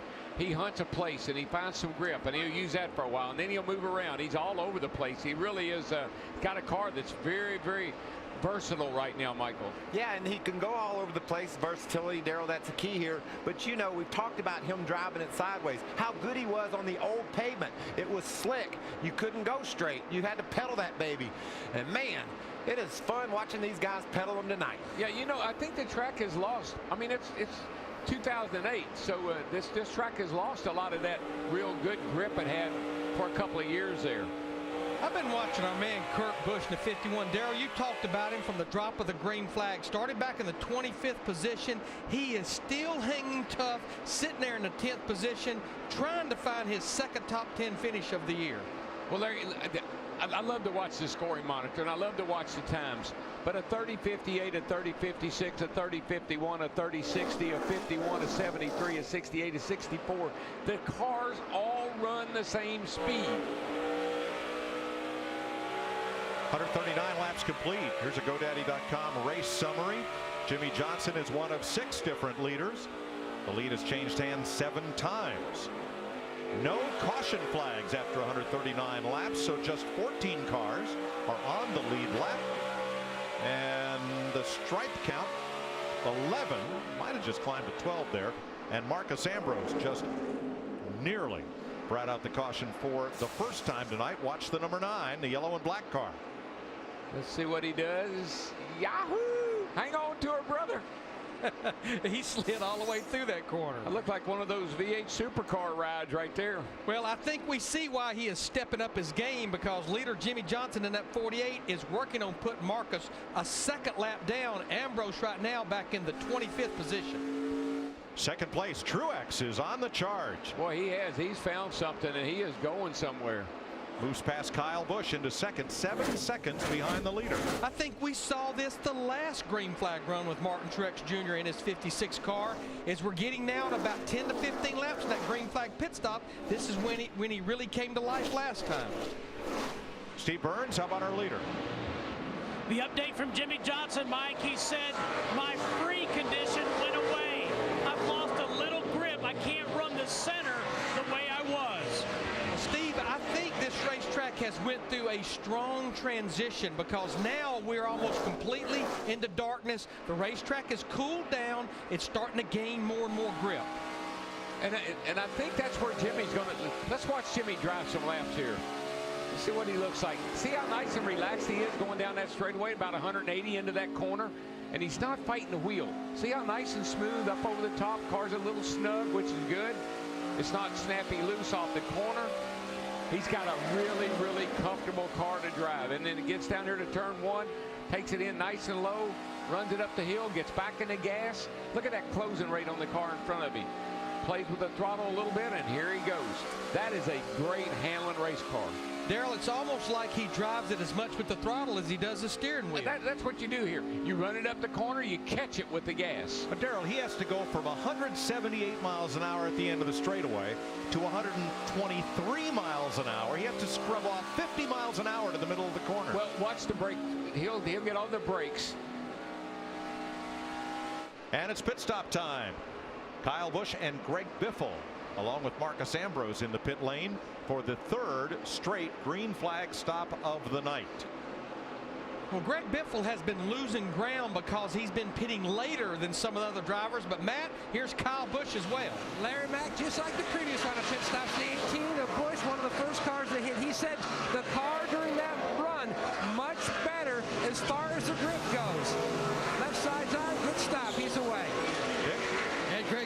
the best pit stop of anybody in that there's no one in front of him, so he can drive right off pit road. He said he was ready for this pit stop, a minor adjustment. Krista. Carl Edwards is in. He's saying he's just a little tight under throttle. Where he wants to be better on the track is turn 4. Casey Kane, Kurt Busch come in. Jeff Burton's already there. And there's a look at who is on pit road at the moment as we continue under green for this third round of pit stops. Dick.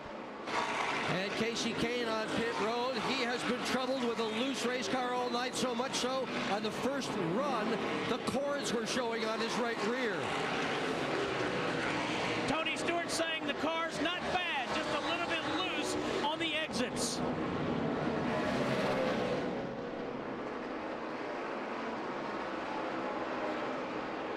Denny Hamlin getting service as Jimmy Johnson, Matt Kenseth yet to come in. Truex is in now.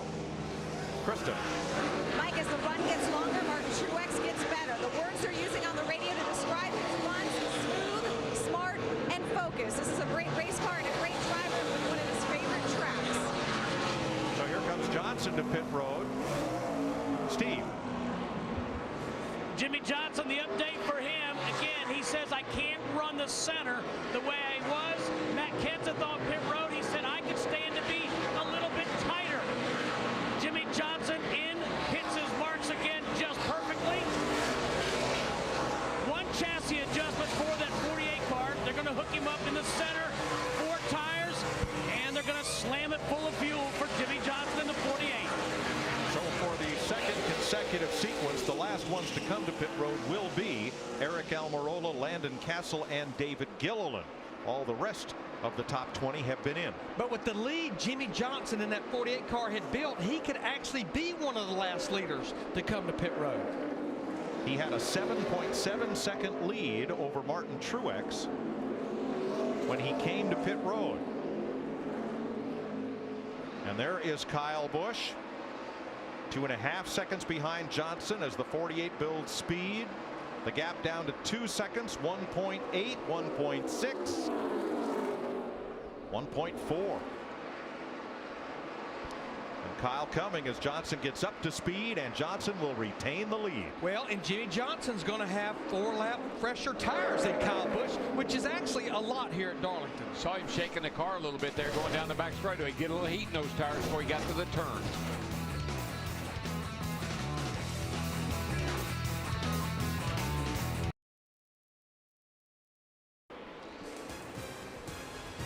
Before green flag pit stops, Jimmy Johnson had a 7.7 second lead over Martin Truex, as he does right now. However, Kyle Busch has moved up into second and pole sitter Greg Biffle third as they led the charge onto pit road. Now Kyle Busch was headed for pit road, and a call was made apparently late to Greg Biffle to come in at the same time. You see Kyle way down on the racetrack. Biffle makes a very late turn between 3 and 4 and almost missed the entrance to pit road. Here's what Biffle said to his team. You guys can't do that, okay? I promise you it's not me. Just about wrecked. I saw you, but 42, come on down. It's kind of interesting, though. If it wasn't him, who was it? I'm not sure if that was the spotter or the crew chief. It wasn't me. I guess they saw the 18 come, whoever called the shot, and said come with him. And then 42 was 4,200 down pit road, 4,200 RPM coming to the pit lane. But what the spotter meant, he's not the one calling Greg Biffle in. It's Greg Biffle's crew chief, Matt Pusha, that's saying pit. The spotter is just responsible for talking him on the pit road. But Biffle made it safely, and now is out there in third place, but they're all chasing Jimmy Johnson, the 5-time Sprint Cup champion, who has now been out front for 59 laps. Biffle led 74 earlier. Kyle Busch 21 laps in the lead. Denny Hamlin and Landon Castle have also been out front, and Casey Kane led 1.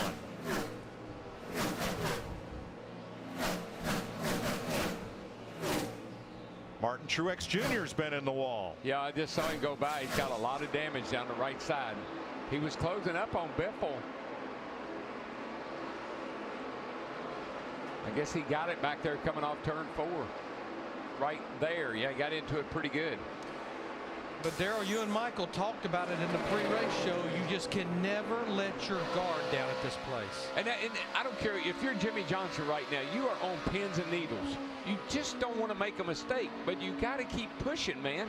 Big fight here for 13th and 14th between the 29 of Harvick and Clint Boyer, and the reason they're racing so hard is they're just in front of the leader. And Larry and Mike, that's why when people say, why is Darlington such a big deal? Why is the Southern 500 such a big deal?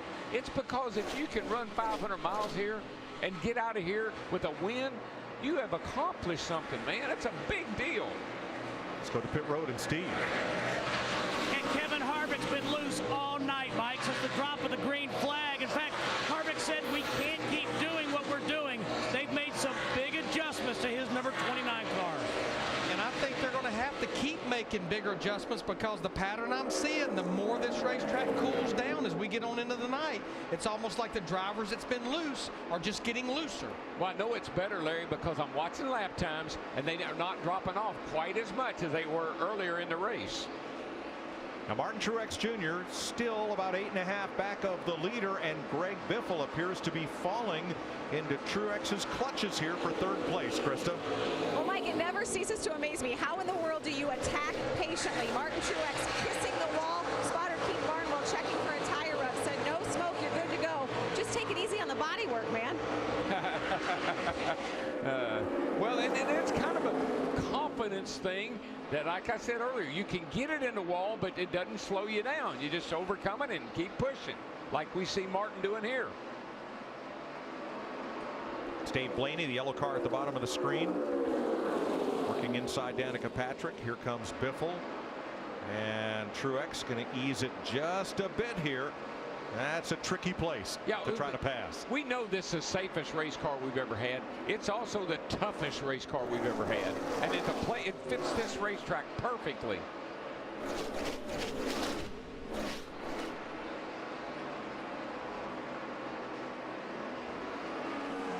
See, Martin timed that perfectly, and I think Greg may have worked with him a little bit. But Martin got a great run off the middle of the corner, off a 2, passing down the back straightaway. That's what you want to do. Greg Biffle, he didn't want to just roll over and let it happen, though. He tried to fight his way back, but right now, just like every green flag run we've had, Martin Truex Jr., the 56, seems to be strongest near the tail end of it. It's a momentum racetrack, and you got to get that momentum up to make those passes, so you got to time it just right. But let me ask Michael Waltrip, who's not only our analyst, but is Truex's car owner. Hasn't that been Martin's pattern this year, that he is really good on long runs most of the places we've been? Yeah, he just really takes care of his equipment, Mike. He's able to keep the car up under him early in the going. We heard Tony Stewart's spotter and crew chief talk to him earlier. Tony said it won't go early, but it goes well late. It's the same thing with Truex as you see him diving under Danica there. He's just, whoa, he's able to keep it straight most of the time, and that allows him to take care of those Goodyear tires.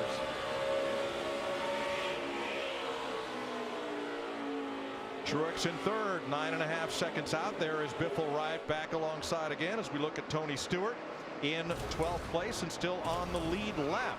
You can go to ChevyOutdoors.com and enter for a chance to win a Silverado plus a day of bass fishing with Tony at his home. Yeah, Tony started back in the 17th position in this 14 car. He's been fairly solid, but with 167 green flag laps, right now he's only about a straightaway in front of leader Jimmy Johnson. Yeah, stay off the wall and stay on the lead lap, and you'll be surprised how good of a finish you got. Steve. DW, Tony just said the car is improving. Specifically, he says the car definitely much better now in 1 and 2 than it has been all night.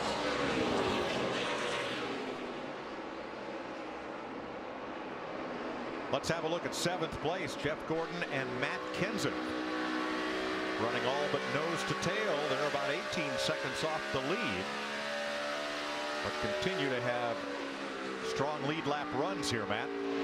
Mike, the odds are looking better for Jeff Gordon to score that 8th Darlington win. The previous run, he said he felt like he was Joey Chitwood. He said the car was okay in entry, and it was absolutely terrible the rest of the corner. The last stop, they made a couple different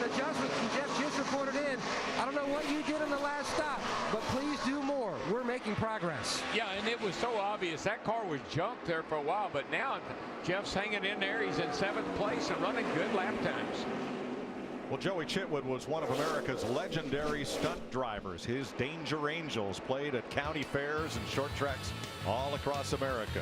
Jimmy Johnson leading Kyle Busch by 5.5 seconds in Darlington.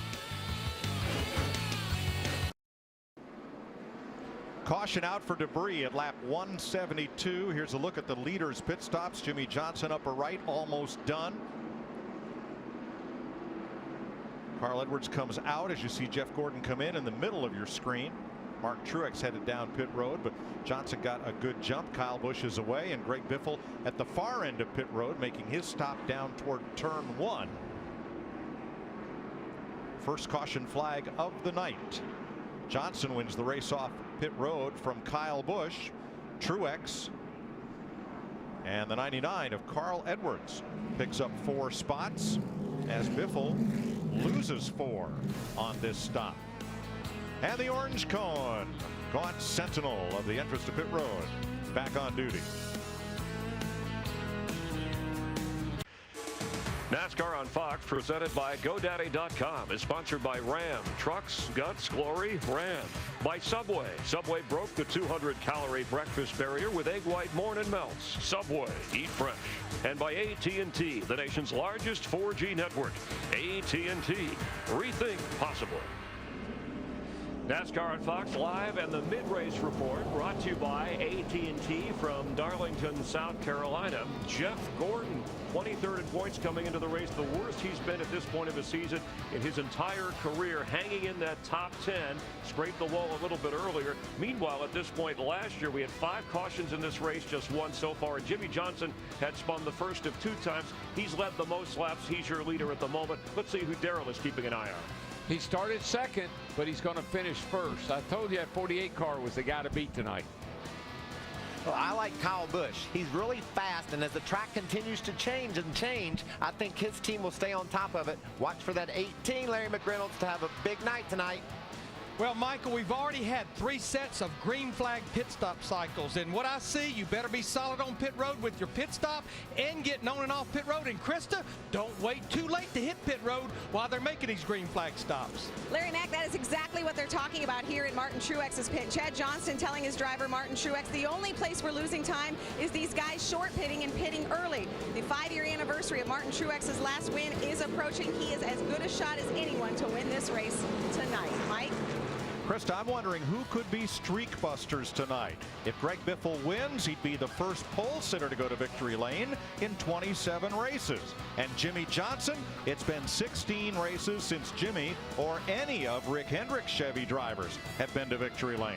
Chris? Meanwhile, Mike, Brad Keselowski trying to win back-to-back is a couple of laps down, and Danica Patrick 3 laps down, currently running 31st. Remember, she finished 38th back at Daytona, her first Cup race of this season, and we are still, despite the caution, running at a track record speed over 153 miles per hour, the old record 140, and that is your AT&T mid-race report. Thank you, Chris. We worked the first caution flag of the evening. Came out at lap 172 for debris on the back straightaway. We went through 3 green flag pit stop cycles before this first caution flag pit stop of the night. Put Jimmy Johnson in front of Kyle Busch, Martin Truex. Here's Carl Edwards 4th and Greg Biffle 5th. You're looking at the Aaron's lucky dog for this caution. You don't need credit. All you need is Aaron's and Clint Bowyer.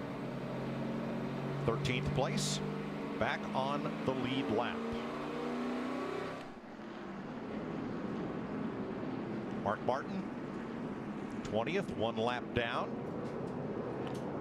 There are 11 cars that are 1 lap behind. As let's see if we get the signal to go back to green next time by. We do. A couple of cars will take the wave around. Almirola, Blaney, Sorensen, Casey Mears will cycle around along with David Gilliland, and none of those cars go back onto the lead lap. What we've seen here in the past, once these drivers kind of regroup like they were able to do under this caution, it gets pretty exciting on restarts. We even saw it in last night's race. Wave around cars work their way to the tail end of the field as they come double file out of turn number 2. That camera shot Michael really liked right there, right at the start of that grandstand coming off turn number 2 at the outside wall. Yeah, you can see how that wall, look at how crooked the wall, the safer barrier, kind of little dip in there, and then that bulge in the wall right there. And they follow that dip in the wall right there, taking every inch that you can off that corner. Jimmy Johnson's Chevy, the Toyotas of Kyle Busch and Martin Truex, and the Fords of Edwards, Biffle, and Kenseth are the top 6 for this restart. Pace car dives in and double wide. Here they come to go back to green. Beginning lap 180. Easy off turn 4. The restart zone begins here. And Jimmy Johnson is on it. Back under green, Kyle Busch. Can't stay even with Johnson into turn number 1. Now he grabs the gas and goes, and Busch takes the lead. Might be a note to self there. You might want to start on the outside next time. The leader has lane choice. Front 8 single file jostling mid-pack. Denny Hamlin on the inside of Kurt Busch. Right now, Jimmy Johnson in that 48, he's got his hands full of Martin Truex Jr. in that 56 car. Ooh, it's going to get a little dicey back in the pack here.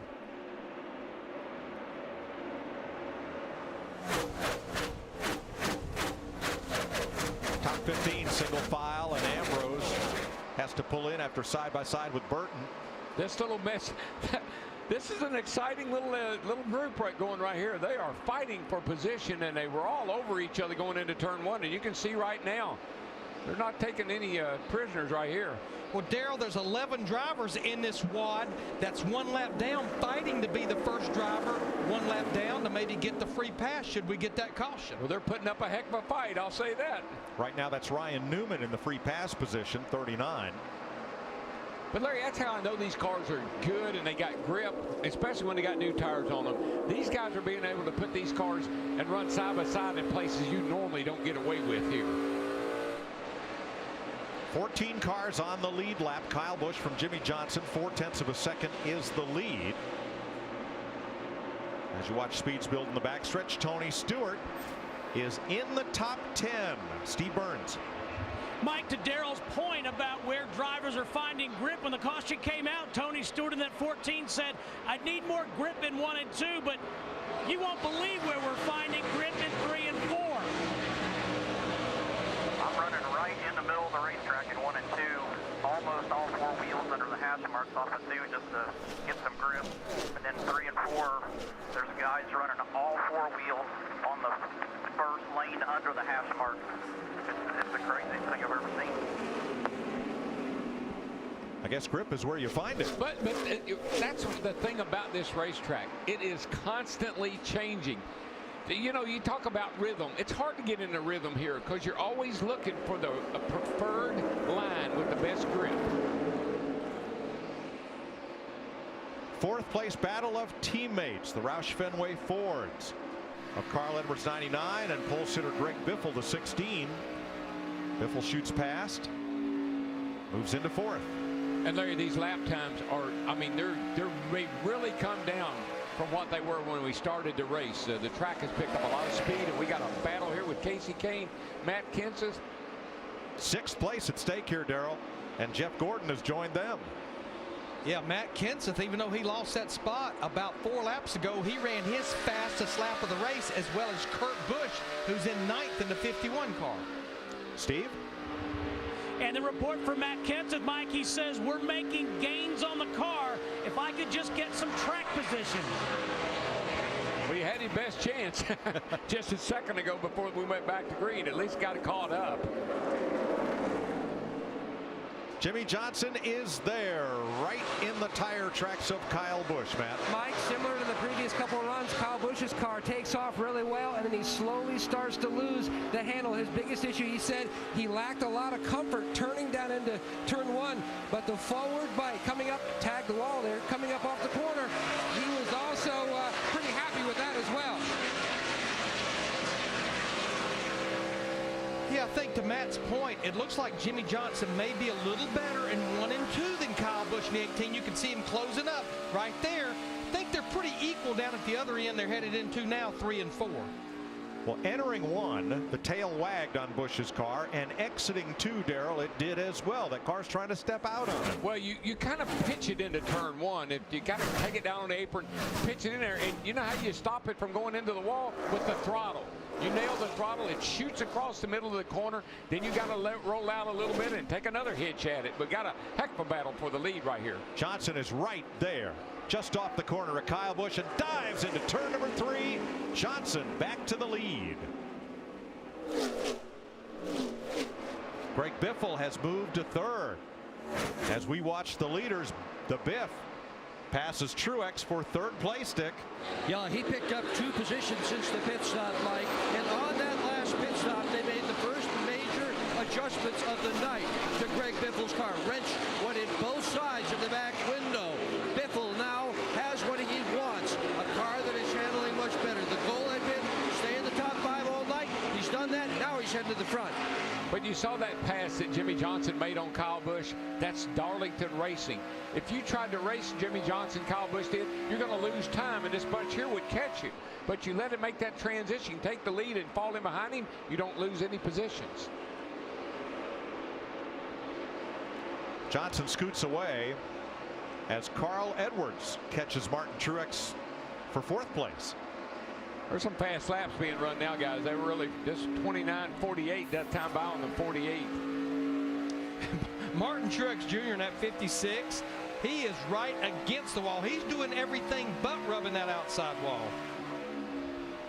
There's a cushion of air there. The big old flat side of that race car and that wall, and that's all that keeps that car from going into the wall is air. 8th place, Kurt Busch fighting back toward the front. Busch has been tremendous on the racetrack. His pit stops have not been fast. He's had to dig himself out of a hole after every pit stop exchange.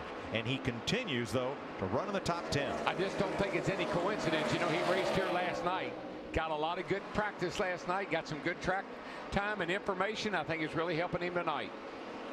5th place, Casey Kane, who's had 3 straight top 5s, trying to hold off. Uh-oh, what's wrong with Jeff Gordon? Is that left rear flat? It looks like that left rear tire is down. Yeah, he's got a flat tire. Jeff Gordon's saga continues. 4 tires.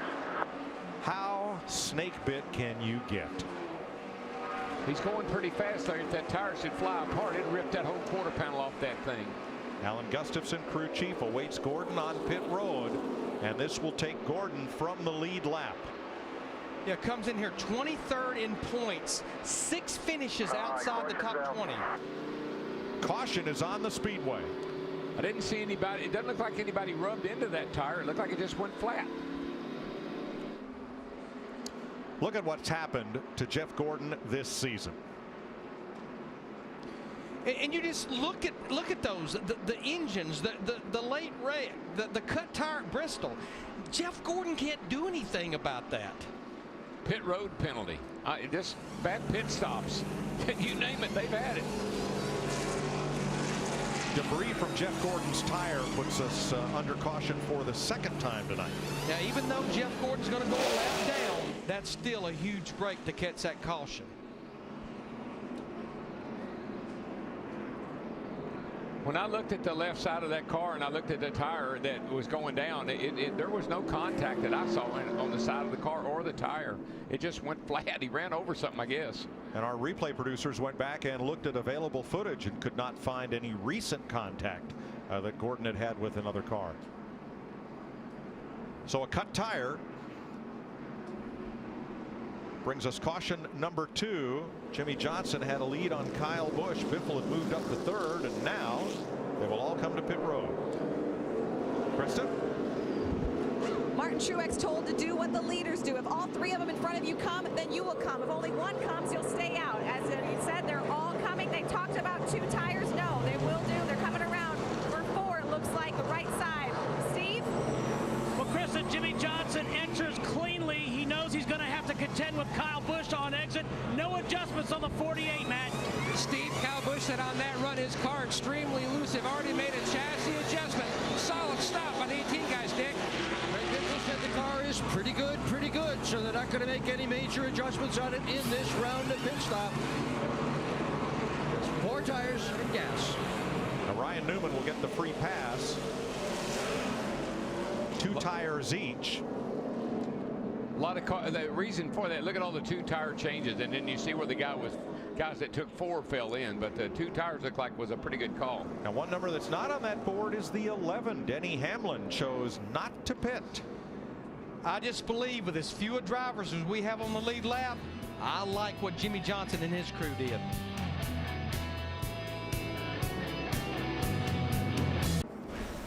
Under caution at Darlington, let's take an inside look at what's happening in the NASCAR Sprint Cup Series, brought to you by Sprint. Jimmy Johnson has the fastest lap of this race. Kurt Busch has gained the most positions since the start. Check out the NASCAR Sprint Cup mobile app on your Android-powered device on the only national carrier with truly unlimited data. You can learn more at sprint.com/speed. Denny Hamlin did not make a pit stop under this caution flag, so he is our race leader as we go down to Jeff Hammond at the University of Farmers. And Mike, right now, a lot of these teams realizing that caution flags are not coming very often, have taken advantage of the last 2 to try to fix their cars. I'm talking about Joey Logano's team. For one, they brought their car back in for an extra pit stop to try to beat the right side out, try to make sure everything was clear, because they knew this may be their only opportunity to get it right. Also, Brad Keselowski also came in and took time to work on that car, to repair the damage on the right side of that car, try to make it a little more aerodynamic sound so they can focus on tuning on the car rather than trying to repair it, guys. Thanks, Jeff. Keselowski now 2 laps down. Also reporting David Rudiman is back in the race after brake problems, 53 laps down. Why did Denny Hamlin stay on the racetrack and not pit? We listened in. We'll do the opposite of what they do in front of you. If they come in, stay out. Okay, it's open. Stay out, stay out, stay out. He's got 14 laps on his tires, more than what all these drivers that just came to pit road. A lot of them just went with 2 right side tires. That possibly could be his saving grace. I just think this is a short-term game. Well, last night he was in last night's race, and there was all kind of tire strategies, 2 tires, and that really paid off for Elliott Sadler. I don't think anybody tried no tires last night, though. Didn't Hamlin finish second last night? Yes, he dominated that race. He finished second to Joey Logano. He did. Denny Hamlin at the front, green flag. Hamlin and Casey Kane with Truex and Edwards in row 2. Tony Stewart closest to the front. He's been all night with Matt Kenseth, row 3. And it's Kane on the high line that's going to get the lead. Yeah, that's what 4 tires or 2 tires will do for you. It just gives you so much of an advantage. But Carl Edwards in that 99 stacked them up, and look who jumped up in there. Tony Stewart in that 14's jumped up there, as well as Kurt Busch in the 51. Oh yeah, this is your time to pounce. I mean, we haven't had a lot of caution flags. This is a good chance to get caught up and make some moves. It was almost pounce and bounce right there going into turn number 1. For turn 1, it's just breathtaking. They go down in there, and it's just by the grace of God they make it. Ambrose Menard battling not for position, just for grip and place on the racetrack. Here with Allmendinger in the 22. The Dinger 17th, 1 lap down. Back up front, Kane, Hamlin, Truex. Then Kurt Busch and Tony Stewart. That's 3 Chevys, 2 Toyotas in the top 5. Then the Fords of Edwards and Biffle.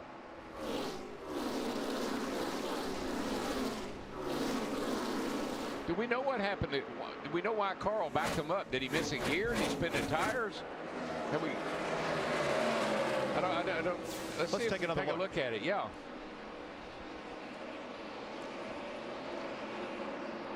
Now Edwards is second row outside on this restart.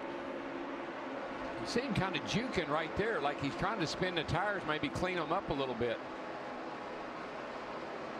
There's the start of the restart zone where that white line is.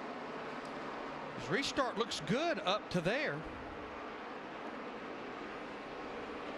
I think he just got out of position right there. Tony took advantage of him and pushed him up the hill a little bit, and he got up too high, and he had to kind of stay out of it until he could get the car back up under him. Whatever the reason, Edwards has slipped now to 6th, with Kane the leader, Hamlin second, under fire from Truex. And Jeff Gordon got another flat left rear tire. There's something causing that. They got something rubbing on the tire, cutting it down, man. That left rear wing comes here, see what it's rubbing on. And Jeff just came on the radio and said, we have a problem. Something is definitely broken inside the race car because we have another cut left rear tire. Well, it could be a number of things. Could be a brake duct. I think they do run a little bit of a brake duct on the rear here. Could be a lot of little odds and ends under the car.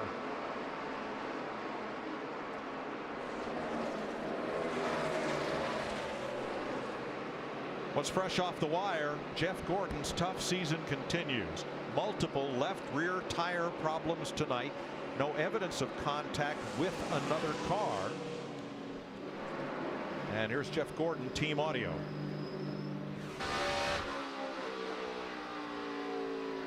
Got tires flat again. Tires flat again. Inside. Got 2 more coming. Hang on to it. Yeah, we got something broke here, boys. And that's what's fresh off the wire, served to you by KFC. Come in and taste why fresh is better. But you know what, Mike?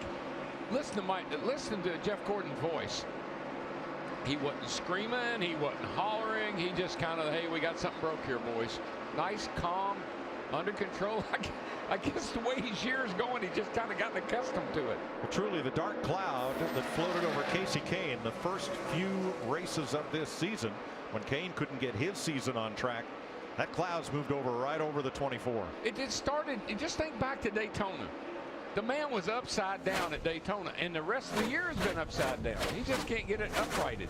But the guys talked about Casey Kane in the pre-race. If you look at his first 6 races, he was 31st in the points. He has followed it up now with 4 consecutive top 10s, comes into Darlington 19th in the points. Well, it's not lack of performance. It's like Jeff Gordon. It's not lack of performance.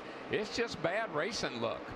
And Gordon still sits on pit road as here comes Johnson inside of Carl Edwards and moving up to 8th. You know, Denny Hamlin so far has fared pretty well despite not coming to pit road for tires. He remains in second, 1.7 seconds off the lead. Short term. Let's see how it ends up here in a little bit, because those tires, the other guys are going to catch up. His tires are going to give up quicker, and the other guys are going to catch him. You know, I like the old school driving suit that Denny Hamlin has on, with the stripes running from the shoulder all the way down to the ankle. What I like better, Cale Yarborough autographed that suit for him in the pre-race. Yeah, well, if Denny wants to win this race, he's going to have to do a Cale Yarborough and pull them gloves all the way up over his elbows. Now, the other thing that Denny Hamlin and his team will be faced with is he's going to have to make that green flag pit stop in about 25 laps should we stay green. There's Hall of Famer Cale Yarborough. I tell you, that's one of the toughest men that ever sat behind the wheel of a race car right there. He was a wheel man. Great to see Cale here. David Pearson was here earlier in the week, Darlington's all-time winner. And Hamlin was 10th when he stayed out and continues to run second just ahead of Martin Truex. Look at that line Tony Stewart has found, guys. That low line allows you to get after that gas a little bit harder and be more confident, more aggressive when you're racing other competitors. When you're out next to that outside wall, man, you're breathing a little bit hard because you know one slip and you're in it. I love what Tony's doing. I love how this car's come alive. Look for him to be strong the last of this race. Yeah, we played some radio transmission earlier. Tony Stewart observed some other drivers running that line. Think now he's trying it. Yeah, mainly Jimmy Johnson. It really worked good for him. But remember, this is one of the, only 2 tracks that Tony hadn't won at, and right. this is one of them. And that other track we've only raced at once, Kentucky. Now we're looking at Dale Earnhardt Jr. in the 88 car. He's running in the 15th position. He is up on that wheel right now because he's the first driver a lap down, wanting a caution so bad right now. I definitely think they've made his car better. And the next car a lap down is that yellow car of A.J. Allmendinger. Here comes Stewart, hunting 3rd place. Now this is kind of the way I like to see a driver run this race. He kind of not in the mix, laying back, working on the car, finding your groove. And now he's starting to step it up. We're in the second half of the race. Now you show what you got. Fastest car on the track by almost a tenth of a second is our leader, Casey Kane. Kane Chevrolet in front of Hamlin's Toyota now by 2 seconds. NASCAR on Fox, presented by GoDaddy.com, is sponsored by Sprint.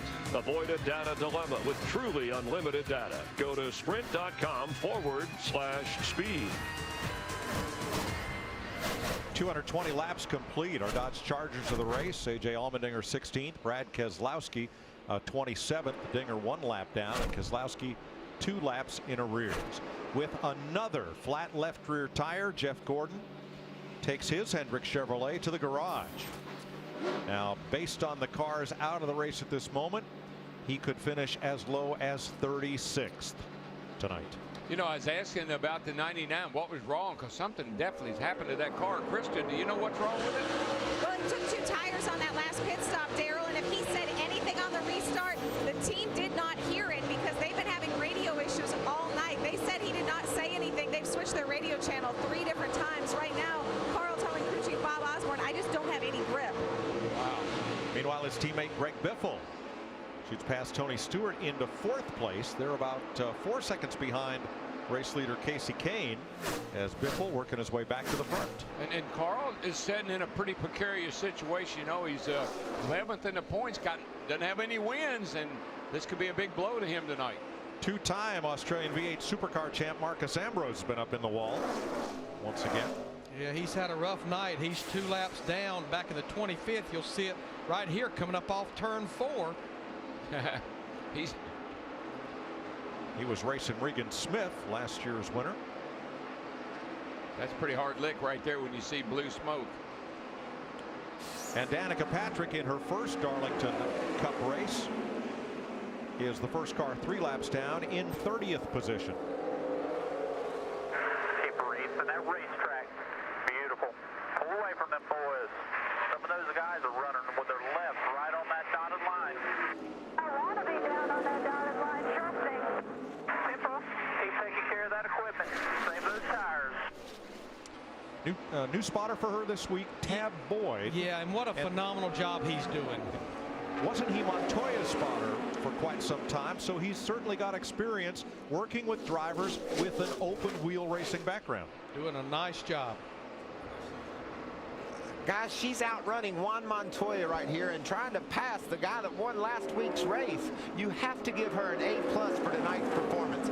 Sure, she's a few laps down, but man, this is so, she's earning respect now, guys. Well, Michael, she finished 12th in the race last night. Now, anybody that before she came here would have said if she'd have finished in the top 30, they would have thought that was pretty good. She finished 12th last night, and this baby ain't over with yet. She could be in pretty good shape when it's all said and done.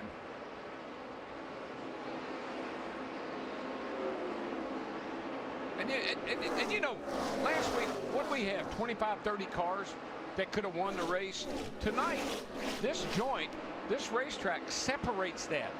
I mean, all you got to be off just a little bit, and you're going to be in trouble. If you're good, you're going to make everybody look bad. That's kind of the way this joint goes. While Casey Kane leads this race by 2 seconds, his Hendrick teammate Jeff Gordon is in the garage. Steve. And Mike, it's really interesting to see what's going on down here. They have literally had tape measures out as they're looking at the rear end housing, the rear suspension points. It's still a mystery. Jeff Gordon in the race car as we speak. The frustration mounts.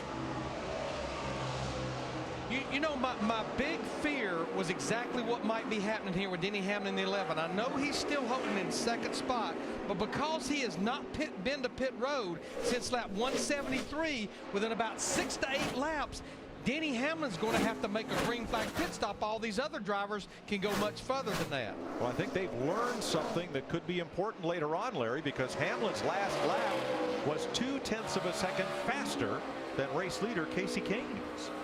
But just think about how this race is ebb and flowed. We had the 16 car took off and led the race. Then the 48 car led the race. Then the 11 car led the race. I mean, it's kind of been, the track comes to different people at different times. Right now it's come to Denny Hamlin because you see he is eroding Kasey Kahne's lead. Kahne last year led 124 laps, more than any other driver in the Southern 500. Now, Mike, if you remember my mid-race report, once we get into green flag pit stops and a driver hits pit road, you can't be far behind. What Denny Hamlin will do is get a huge advantage, and there's the caution that Denny Hamlin needed. Big time. Debris in turn 3 up high will put us under caution for the 3rd time tonight. This caution waves at lap 230.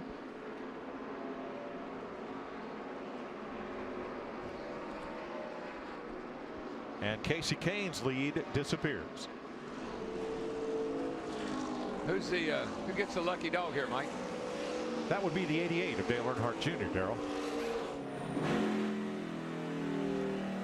And he'll be back on the lead lap, so we should restart with at least 15 lead lap cars, and we're now at 137 laps to go. I said it when the caution came out, but I have to stress it. That is a huge break for Denny Hamlin and his race team, because we were getting a report 4 to 5 laps he was going to be on pit road making his green flag stop. So that the gamble paid off as much as I questioned it when they did it. And he was the only car on the lead lap or even 2 or 3 laps down that would have had to pit that early. A lot of action on pit road. Grab that volume knob and give it a crank up.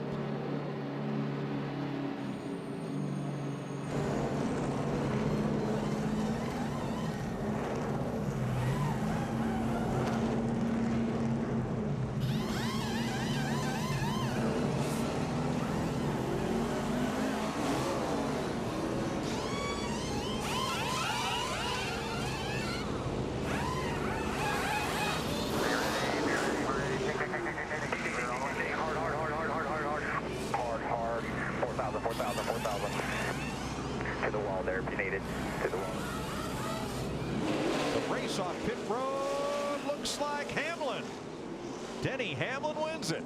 He gets a double benefit from this caution flag. I mean, I guess when you're on it, you're on it. 3rd caution flag of the night. Close by inches. Denny Hamlin wins the race off pit road from Greg Biffle.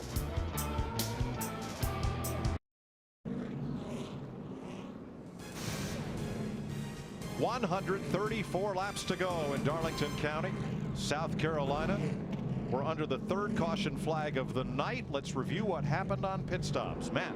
And Mike, a great stop you documented by the guys on the 11. Denny Hamlin said that basically that the car was too free down in 1 and 2, so they made 2 different adjustments to try to help that. Krista? Martin Truex saying his car's still pretty good. I can make it do what I want to some extreme. Don't tighten it up. He also said when he got beat off pit road, boys, that was our chance. Steve? Krista, on the pit stop previous, Tony Stewart took just 2 tires. On this stop, they took 4 tires, and they also made a chassis adjustment. Dick? And on the prior pit stop, Kasey Kahne's crew had given him just 2 tires, and that had given Kahne the lead. He came in as the leader, went out in 7th position. On the stop, Jackman Jeff Kerr slipped just ever so slightly. That's all it takes. Thanks, Dick. Joey Logano up into the top 5 after this round of pit stops. 4th place. I believe that's the highest he's been all evening. Last night's winner in the preliminary. 11 cars take the wave around. That will should put Jamie McMurray back up there on the lead lap. The wave around is eligible to cars that choose not to pit and are positioned behind the pace car but in front of the leader when we get the 1 to go sign. I see a lot of drivers that ran in last night's race maybe paying off, that's having good runs, like Joey Logano, Denny Hamlin, Kasey Kahne. I think it really does, Larry, and I think here particularly because you know the track, you know the tire. This tire, they had a little tire issue last night, but everything seemed to be fine tonight. But I think there's a lot to be learned from racing here last night. So race leader Denny Hamlin elects the outside lane. Greg Biffle the inside. Then Truex, Logano, Kyle Busch, Stewart, Kane and Johnson, Harvick and Boyer the top 10. The rest of the lead lap cars: Edwards, Kenseth, Kurt Busch, Newman, Earnhardt, and McMurray. 16 lead lap cars. It'll be 132 laps to go. Green flag. Hamlin pulls away from Biffle down toward turn number 1. Biffle looks low, way low, down to the apron, looking for the lead. Off turn 2. Biffle draws even and flutters. He can't. Oh boy! The transition to the apron got Greg Biffle. Yes, sir. He had a run going, but he couldn't hold it. And Martin Truex Jr. in the 56 car, he takes advantage. Kyle Busch in the 18 trying to do as well. That loss of momentum by Biffle really hurt him. He may drop all the way to 4th here. It really does. It really does, Mike. You lose that momentum off that corner, you're a setting duck. Let's show you how Greg Biffle, our pole sitter, lost position. Watch that white line. That's the transition from the banking to the apron. You can see it starts wassing with him, and he did a whale of a job just to stay off of Denny Hamlin and hang on to the car. Got down on that flat, and she unloaded a little bit on him. Wow. Yeah, that's sideways at about 170 miles per hour. Look at that thing. She's moving. Look at his hands in there. Come on, baby. Come on. Get a bite. Hold on to something. But Darrell, you're right. He was trying as much as anything to stay off Denny Hamlin in that 11. Yes, sir. So Biffle sits 4th and is trying to come back against Kyle Busch for the 3rd spot. Dick? And Biffle has told the crew the car is really loose, Mike. Yes, it is.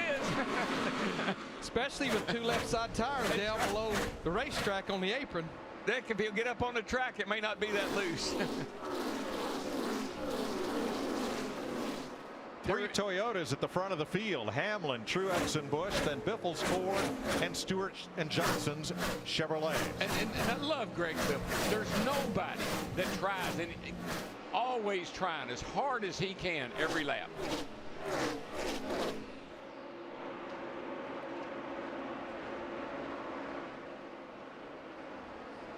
Pretty good night for Joe Gibbs Racing. They finished 1-2 last night. And here's Hamlin and Busch 1st and 3rd with Logano still in the top 10. You know, Marcus Ambrose in the 9 and the 27 of Paul Menard haven't been more than 4 or 5 car lengths apart the whole evening. Some nights are just like that. Yeah, and Paul Menard in the 27, he's 1 lap down back in the 19th spot. Marcus Ambrose is 2 down back in the 27th position. You know, that means something to us. But when you're out there in the race car, that doesn't mean anything. That's the guy you're racing. And how about Mark Martin 1 lap down, Krista? You know, Mike, they've really been struggling all weekend. Mark's saying his car just wasn't happy yesterday. They went with the same rear end housing that Martin Truex has. Rodney Childers thought maybe that's what Mark doesn't like, so they changed it back this morning. Yeah, Darrell and I were talking earlier today. It's like Mark Martin in the 55 or whatever car he's driving. When he rolls in a racetrack and he's good in practice, you can count on him being there in the race. It's rare that he struggles in practice and finds it in the race. Yeah, you know, every time he's good, he leads practice. He wins practice. Hadn't even been close here. So Hamlin's your leader, Truex 2nd. Busch, Biffle, and Stewart. Casey Kane, who had been leading, is back in 8th spot right now after leading 32 laps. Yep, she just ebbs and flows. Somebody gets out there and they lead a while, and then somebody else takes over and leads a while. 4th place, Tony Stewart, looking for Greg Biffle's spot. That 14 car, he and that 48 are, I think they're real serious contenders. Whoa, you just saw Greg. He did not know Jimmy was there. And the spotter must have hollered at him underneath, inside, and it gave him some room. Well, and I think as Dick Berggren pointed out and reported, Greg Biffle has a pretty loose race car right now. How loose is it? Watch this. Just watch the hands. The hands don't lie, do they? When you see the right side door numbers coming at you like that, that's not good. And the worst thing that a driver wants to hear, hang on to her, it'll come to you. Well, I'd say right now Martin Truex has himself in pretty good position, 0.4 of a second behind race leader Denny Hamlin, because as we've noticed all night, Truex's car has always improved the longer the green flag runs. Martin Truex Jr. would love so much to get the victory lane again. You can see it's been all the way back to Dover, June of 2007, almost 5 years, and that's his one and only career win in the Sprint Cup Series. Well, from the end of last year, or last several races of last year, and the start of this year, that's been a really good car that could have won a number of races. 122 laps to go in the Bojangles Southern 500 on Fox.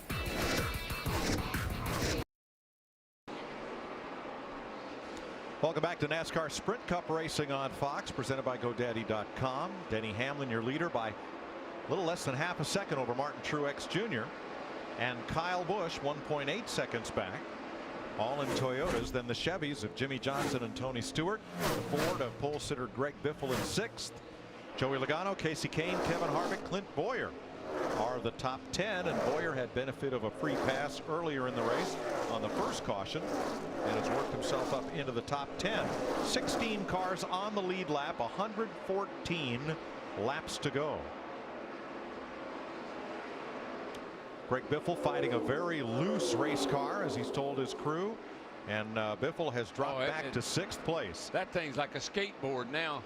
It's all over the place. It's hung out even.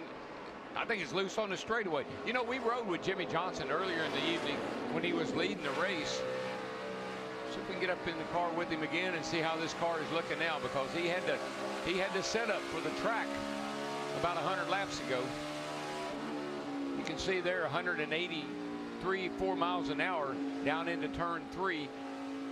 Just look at that black mark. The black marks go all the way up against the wall. The tire marks come down the front 179 into turn 1. But here's where you really make time. Get in the gas, got to play with the throttle a little bit, but get this long run down the back straightaway. Quite a bit faster. Wow, 185. Battle for 10th place. We mentioned Bowyer in 10th. Kurt Busch trying to run him down, and boy, Busch has been up and down the ladder all evening here. But he's been up and down the ladder on pit road. He's got a good race car. He's doing a phenomenal job, but he loses so much ground every time he comes to pit road with his 51 car. In fairness, Larry, it's a team well funded by James Finch out of his own pocket, with good cars and engines they get from Hendrick, and a champion level driver, but it's a small team. They don't have the depth of the big teams and all-star pit crews. Well, I tell you one thing, that's the drive of the night so far for me. Sitting there running in 10th place, what a job. 6th place, Joey Logano passes a fading Greg Biffle. And I'm so glad to see this run for Joey Logano on that 20 car. I talked to Joey last night after his win in that race last night, and his confidence level is up. He has won 3 of the support races. Started off the season with 2 top 10 finishes, and I can almost see his confidence going down. But I think to come have this good of a run at this racetrack has to help him so much. And you saw the little wave he gave out the window net to Greg Biffle. Thanks for giving me room. Thanks for letting me pass you clean. I'll return the favor when it's appropriate. Little courtesy wave. Yep. Yes, sir. Means a lot to the guy you just drove by. Kevin Harvick in 9th, 8.5 seconds off the lead. Yeah, Larry, Joey was a little shaken after that win last night because he got into the back of Elliott Sadler on the restart, wrecked him, and I know he felt bad about that. I know Elliott was pretty upset. That hurts your confidence too. Even though you're standing in victory circle, you got to make excuses. We'll mention Jeff Gordon is back in the race, 28 laps down after some time in the garage to try and figure out what was cutting down left rear tires. Gordon continues in 35th as Denny Hamlin leads Martin Truex by half a second.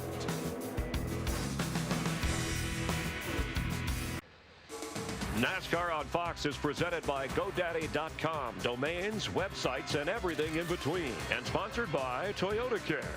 Complimentary on every new Toyota, caring for you and your car. 101 laps to go. Who will be Mr. Bojangles in Darlington, South Carolina? Time for an AT&T race break. Along with Michael Walsh and Chris Myers from the Hollywood Hotel, and keeping an eye on Denny Hamlin. Why has Denny Hamlin been so good on some of the toughest tracks? Every time he's raced here, he's finished in the top 15, and he's leading now. I just think it's confidence. The first time he ever drove on the place, he got a top 10 finish in the support race on Saturday. He likes this place. He's got a lot of confidence in his crew, and he believes in himself. You have to have that here at Darlington. Wasn't too long ago questions about Kyle Busch, but then he wins in Richmond, finishes second in Talladega, and hanging in there with this one. I talked to his crew chief, Dave Rogers, and he said, we went back to basics. We were trying new stuff to get better. It wasn't working.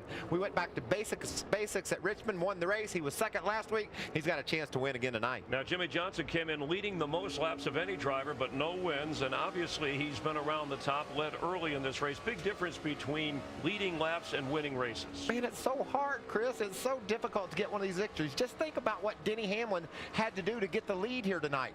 They didn't change any tires. They stayed out under caution, gained track position. He's been able to maintain it. Will Jimmie Johnson have to make a call like that late in the going to try to get up front and then hold on? Who knows? I've been mentioning Denny Hamlin, a two-time winner. Tony Stewart, defending champ, trying to win his third race of the year already, but has not made it all the way to the front. But man, I love his car. You get bunched up on a late restart with the way he can work the bottom and others can't. Could be an advantage for Tony Stewart. And Greg Biffle here, who led and dominated early. He's the points leader, the pole sitter, trying to win. Now, his car is fading. Is he making some adjustments? We've heard about being loose here, but is he waiting to make his move later in the race? I think it's really interesting. He was strong when the sun was going down, but went all the way down and the track started rubbering up. He started slipping and sliding. His car was good early, not good late. Could be just that he was set up for the green track, and now that it's rubbered up, no good. Yeah, we've been going the first 100 laps before the sun set, and it got dark as we checked the AT&T Fastest Driver Challenge. Greg Biffle, Jimmie Johnson, and you can text to Fastest Driver, AT&TFastestDriver.com, or 34763, and the lyrics of Bruce Springsteen and Darlington County. Come on, baby Mike, take a seat on my fender. It's a long night, and tell me, what else were you going to do? Is that something how it goes like that? Heading down to Darlington County. Oh, you sing. I'll get the lyrics proper. Denny Hamlin out in front with Martin Truex second. Now, could this be a reversal of fortune of what happened in Kansas when these two battled? Truex led 173 laps, but after the final pit stop, then the sun came out and Hamlin ended up in victory lane. But who I'm watching, Chris and Michael just talked about him, is Kyle Busch in that 18 car. His lap time's a little bit better than Denny Hamlin, Martin Truex Jr. And we're now within about a 10 to 12 lap window of what'll be green flag pit stops again. I tell you, those Joe Gibbs cars right now running first, third, and sixth. They got this joint figured out tonight. They look pretty strong. There's Logano in sixth place. He's 8 seconds back. He has about a second on Greg Biffle, and he lacks a second from Tony Stewart, the fifth place car. Yeah, remember, he made an extra pit stop under one of those early cautions because, talking about Joey Logano, because they needed to make repairs to his right side. So there's Stewart in fifth. Keep an eye on Jimmie Johnson in fourth. He restarted 10th up to fourth spot, but everyone's chasing Denny Hamlin.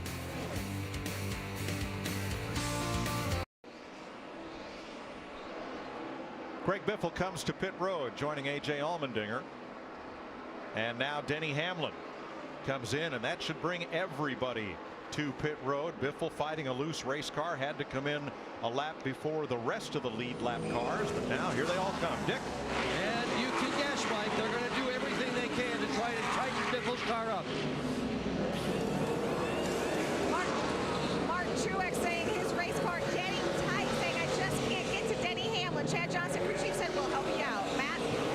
Denny Hamlin stopped a little bit deeper in his box. He said the car really had gone away, Steve, really tight. Jimmie Johnson off pit road said he was free off of 2, free off of 4 tires, and a chassis adjustment.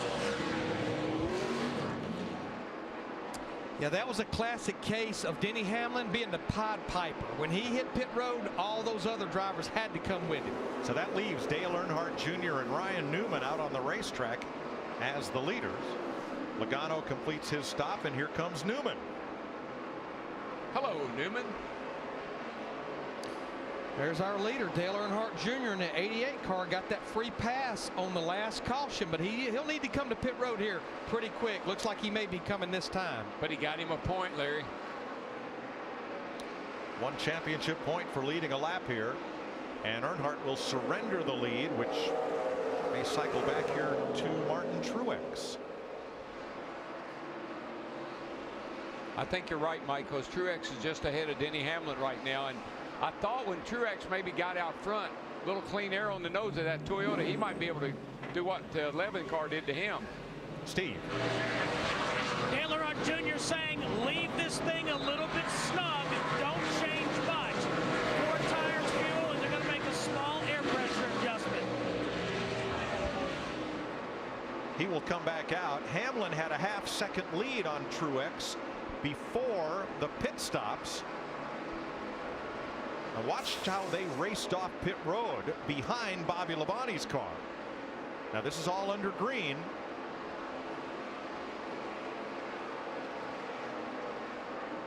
Pretty close right there. Yeah, that's a tie right there. But Truex had the open lane. I think that was the difference right there, because looking at my stat sheet here, their pit stops were identical. That's the difference. Martin Truex Jr. had wide open track. Denny Hamlin gets boxed in behind Bobby Labonte in a 47. So Truex can build speed, and Hamlin's got to wait till that lane opens up, and there's the difference.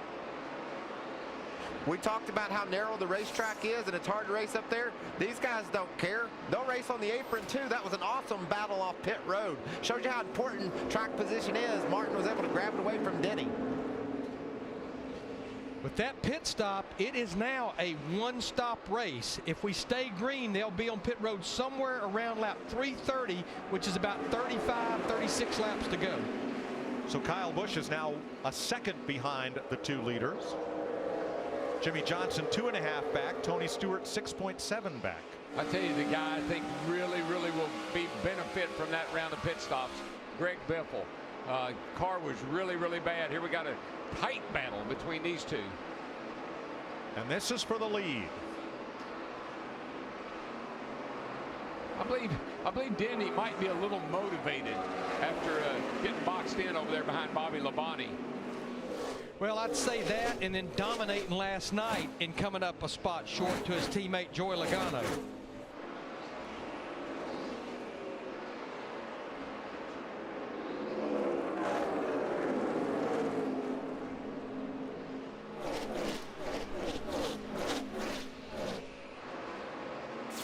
In that round of green flag pit stops, Danica Patrick entering pit road, trying to maintain speed, a little wide there, and Coney goes for another ride. That will be a drive-through penalty for Ms. Patrick. The cone. It's had a rough night tonight. It's just always in the wrong place. Let's take an inside look at what's happening in the NASCAR Sprint Cup Series, brought to you by Sprint. Jimmy Johnson has led 85 laps tonight so far. That's the most of anybody. And Kevin Harvick is the biggest mover, up to 8th place after starting 23rd. Check out the NASCAR Sprint Cup mobile app on your Android-powered device, only on the Sprint network, the only national carrier with truly unlimited data. Learn more at sprint.com/speed.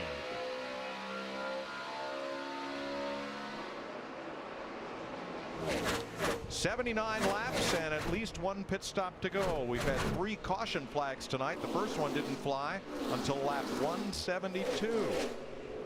So 16 cars currently on the lead lap, with A.J. Allmendinger, the first car, 1 lap down. We talked at the top of the show about what Jeff Gordon had said about racing 42 other drivers and racing this racetrack. But the other thing that these drivers and their teams are racing is an ever-changing racetrack. You talked about Kevin Harvick, who started in 23rd, not very good when this race started, but I think they were patient. They made minor changes to his race car, and I think now they've got it dialed into the conditions we've got. I think the guys that really, they know this racetrack. And again, I'll have to go back to the guys that raced last night. guys that know what this racetrack was going to do when the sun went down, the change the track was going to go through. They set their cars up accordingly, and it's really paying off. And there's Jimmy Johnson, and he's motoring back to the front. Yeah, Kyle Busch had a strange entry into that corner where the car bounced, slid up the racetrack, and Jimmy shot past into third place, Matt. Mike, on the stop, Kyle Busch said the car was on the tighter side to leave it alone, so there were no adjustments. And he just told Dave Rogers right before Jimmy passed him that the car was just absolutely too free on exit this run. Kevin Harvick on the tail of Joey Logano now for 7th place. 9 seconds behind the leader. That 29 car has really come alive. And you watch him down here. That's off turn 2. Watch where he goes when he gets down here to turn 3 and 4. He's just really been hooking the bottom and making good time around the bottom of 3 and 4. And he's going to clear Logano, come up in front of him, and make a nice pass. Yeah, Kevin Harvick's just able to pick that throttle up so much earlier. Still has to play with it a little bit, but that speed carries all the way down these straightaways. He's running kind of a David Pearson sort of race. Pearson has 10 wins here, 12 poles, the most of any driver.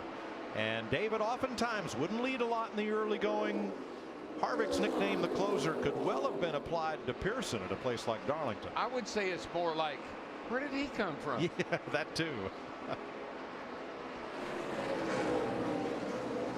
And we see that. We've seen that at Darlington time and time again. People that we really don't think a lot about, that maybe they have a shot at winning, as the race winds down, their cars get better, they saved a little bit, and here they come. Greg Biffle led a lot early. He was the pole sitter, and he's led 74 laps. But Biffle trying to fight his way back now from 6th place. Jeff Gordon back on track after 28 laps in the garage. Matt, did they ever figure out what was happening on the left rear? Mike, I talked to Alan Gutchison and Doug Dukart from Hendrick Motorsports. Both said they simply are not sure. They thought after the initial flat that some of the debris from that flat tire might have done some damage in the crush panel area or something else. That's when they thought they got the second flat. They took it back in the garage, could not find anything. What they did do was open up the wheel well opening a little bit to give more clearance, but at this juncture, unsure. Yeah, he had that second flat less than 5 laps into the run after they had changed that left rear tire. And then had a 3rd flat and went to the garage. He is now in 35th place. Well, you run the air down about 20 pounds in the left side tires. That tire could have gotten into something, you know, flex rolled itself into something underneath the car and just cut itself down. Casey Kane has led 33 laps tonight. Last year led the most laps here. He passes Joey Logano, and Kane moves up to 8th. And remember, Casey Kane was leading when that 3rd caution came out and had that bad pit stop. He's been trying to overcome that ever since then.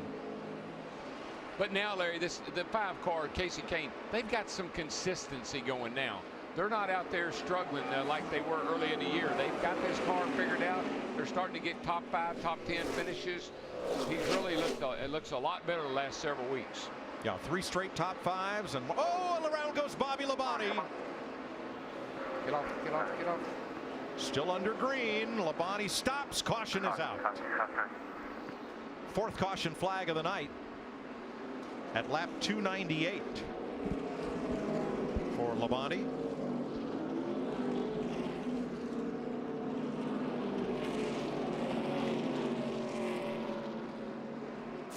Right side tires down now on the 47, but let's see what happens here.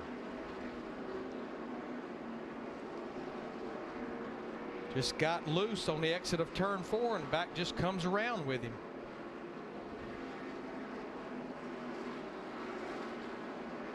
He was 29th, running 3 laps off the lead. Boy, this is the time of the race. You've been out there grinding for a long time, a lot of green flag races. Those things get just a little harder to hold on to now than they were earlier in the evening. And this is a time of a race when we get a caution where everybody's just outside of their fuel window of being able to make it to the end. I know what I'm going to do. I'm going to hope it goes caution for about 4 or 5 laps. I'm coming back in. If I'm about mid-pack, I'm going to top up and roll the dice. Ooh, stretch that fuel mileage. The free pass goes to Jamie McMurray. He was the first of 6 cars 1 lap down. So when we restart, again, there'll be 16 cars on the lead lap. Pit road is open. Martin Truex Jr. leads them in front of Krista. And Mike, this is not what Martin Truex wanted to see. He wanted it to stay green. They were so good on the long runs. He said, I was a little loose to start, but I don't want you to tighten it up too much, Steve. Krista, Jimmy Johnson into his pit box cleanly. He said to Chad Canals, I need to be tighter, longer. 4 tires and 2 tires, Matt. And they are 6 laps short of making it to the end. 4 tires for Denny Hamlin. Dick. And Greg Biffle is in pit road at this point. Pull the windshield. They're also going to do 4 tires. Going to try to get this chassis finally right. Martin Truex led Kyle Busch and Jimmy Johnson off pit road. Why is Tony Stewart still there, Steve? Well, he's got some kind of a problem with his clutch and transmission, Mike. They're going to jack it up and take a look at it. But again, it's a clutch problem or a clutch pedal problem is what we're hearing Tony say.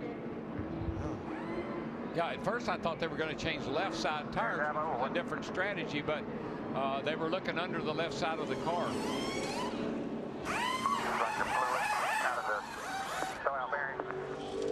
Throw out bearings. They'll have to push start it if he can get going. The field's in the middle of 3 and 4 right now. Looks like he gets it cranked and going. Yeah, you know, other than for your pit stop, you can pretty much, you don't really need a clutch.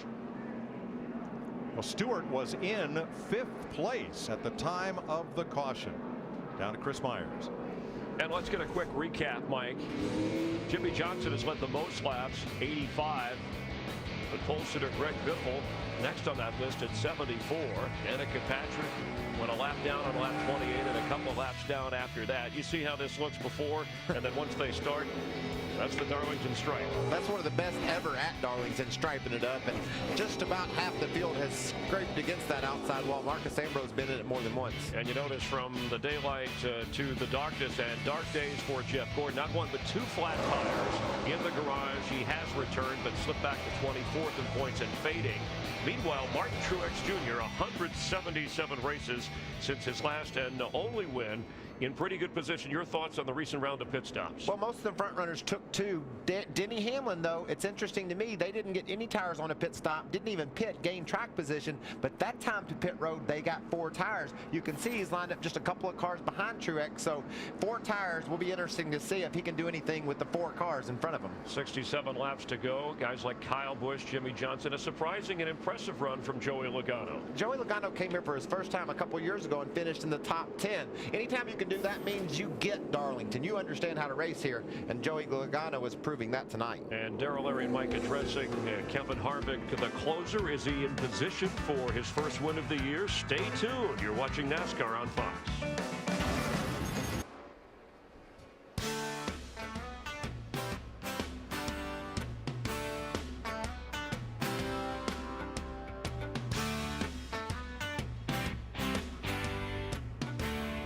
Whose name and picture will be etched on that Southern 500 trophy?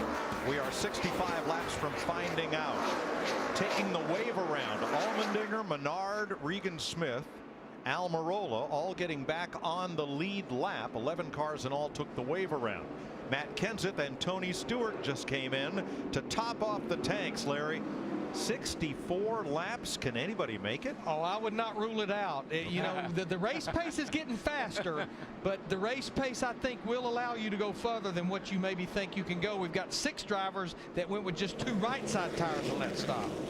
Here's the better question. If you did make it, Truex where'd you end up? And Kyle Busch. Restart on the front row. It'll be 64 to go. Jimmy Johnson with Joey Logano, row 2. Denny Hamlin, Casey Kane, Newman, Harvick, Biffle, and Edwards, the top 10. They are all stacked up for the restart. As Truex hauls them down to turn 1 from the inside of row 1. Yeah, the lady in black, she's been snoozing a little bit, but I think she's getting ready to have a little wake-up call here. Jimmy Johnson to 2nd. Kyle Busch settles in 3rd. Hamlin, Newman, the top 5, and Logano then it's side by side.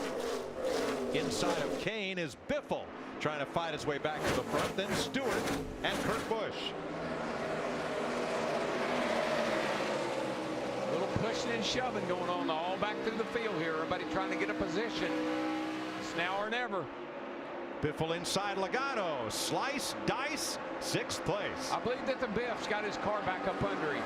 He's looking good. Well, and Greg Biffle, he got 4 tires under that caution there. Joey Logano on the 20 went with 2. Tony Stewart took him 3 wide into turn 3. Yeah, Smoke's got a little making up to do here. You know, he lost a little time in the pits. Got to go, baby. He's after it, but he's in 16th place. Casey Kane up high is going to fall a spot to Kurt Busch. Maybe, maybe not. Boy, that takes so much. I mean, that takes trust to come off that second turn side by side like that. Kurt Busch way to the bottom against Kane, and now Edwards. Hard to make it stick unless you got a perfect car around that inside of 3 and 4. Lost the momentum off that corner, and there went Carl flying by. And Kurt slips to 11. Yellow flag. Regan Smith. Caution's out. One spun off turn 4. Track will be clear when you. Last year's winner spins in turn number 4. Regan Smith from near Syracuse, New York. And the caution is out at lap 306. Lady in black wants some Mother's Day presents. A.J. Allmendinger got into a little dust up there. I'll take a bumper. I'll take a fender. Regan Smith was 20th, and this will put Jeff Burton back on the lead lap with the free pass. Watch for the black car, 78. From the right of your screen. Oh, yeah. Whoa. I think he was trying to get on pit road, guys. That's way down on the bottom of the racetrack there, like he was headed for pit road. And was just going too fast to make it. Yep. Scrunched up the right front a little bit.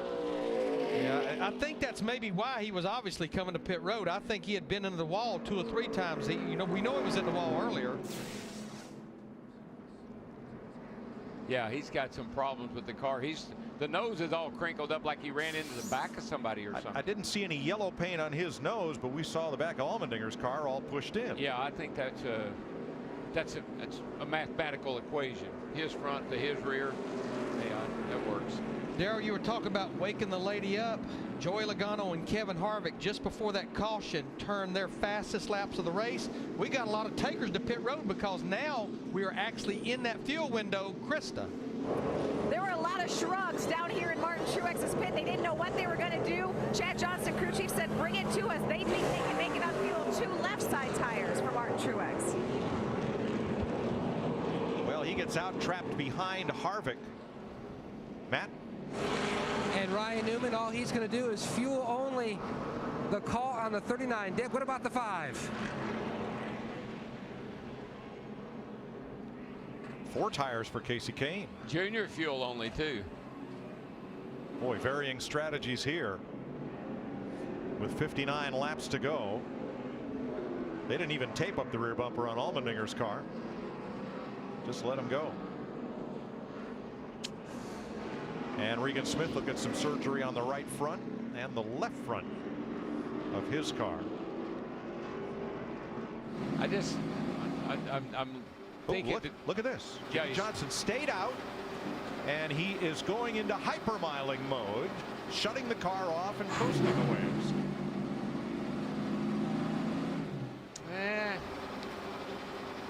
I mean, I know we have electronic fuel injection, but the engine off, it's still, Michael, I mean, you're saving fuel if the engine's not running. Yeah, and last week at Talladega, guys, I was afraid that it wouldn't start back up. I'd heard all the horror stories, but I needed to save some fuel, and I shut it off and coasted, and you flip the switch back on, and she goes just fine. So these guys that stayed out, they're counting on making it to the finish and it being green till the end. And if that's the case, old Martin Truex is in trouble. That's what I was thinking, Michael. I just don't think I'd have come to pit road, and he had a shot at winning this thing. I'd have stayed up front. Steve? Chad Canals told Jimmy Johnson, we're 3 laps shy of making it to the end. Save me everything you can. Well, in all these caution laps, that helps because it's about a 2-to-1 ratio, green to yellow, that will help the fuel mileage. And let me explain a rule clarification NASCAR had to make to the teams. You are allowed to push another car except on the lead on the last lap of the race. That's always been the rule. The rule has now been updated that you're allowed to push a car that needs to get back to pit road. Exactly. You're not allowed to push a car under caution to help him save fuel.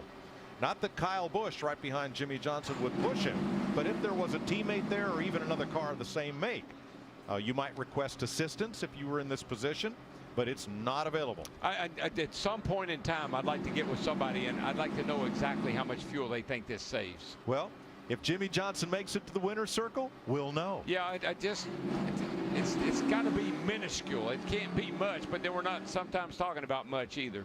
We're hearing Tony Stewart is also 3 laps shy of making it on this tank of fuel. How about Casey Kane, Dick? He is no laps shy on making it on fuel, Mike, and they took 4 tires on that last stop, so Kane's in great shape.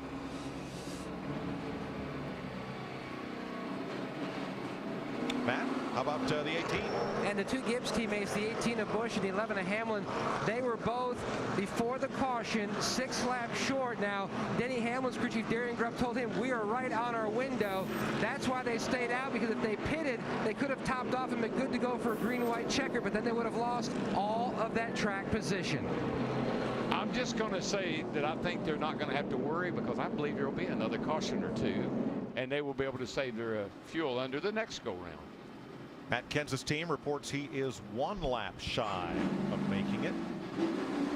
But see, you save fuel, then you crank it up, drop it in gear, and gas it up.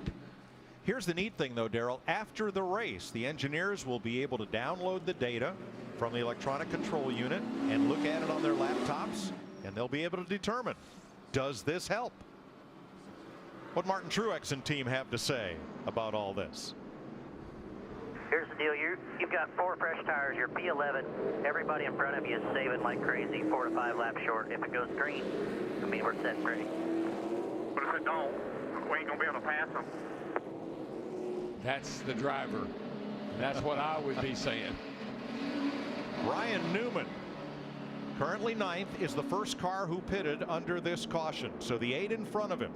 Johnson, Kyle Busch, Hamlin, Biffle, Logano, Edwards, Kenseth, and Stewart did not stop. Here we go. 56 laps to go. Kyle Busch down on the bottom. Johnson gets the drive through the center of the corner and the lead. It looks good on that inside going into the corner, but then that always gets that good momentum off the back straightaway onto the off turn 2 down the back, and there goes Johnson. Biffle is up to 3rd. He's regained all those positions he lost with a loose race car behind him. Boy, they fan right out. There's another one back there that's made up a lot of time too, and that's a guy in the 14 car. Oh, we got a battle here for the lead. 18's going by. Kyle Busch takes it, and Johnson crosses under and tries to take it back. The old crossover move. Haven't seen that for a while. This is not saving fuel. Well, while they're doing this, look at Greg Biffle on Pro Center. They have definitely made the right adjustments on his race car for him. Oh, yeah, the Biff is back, baby.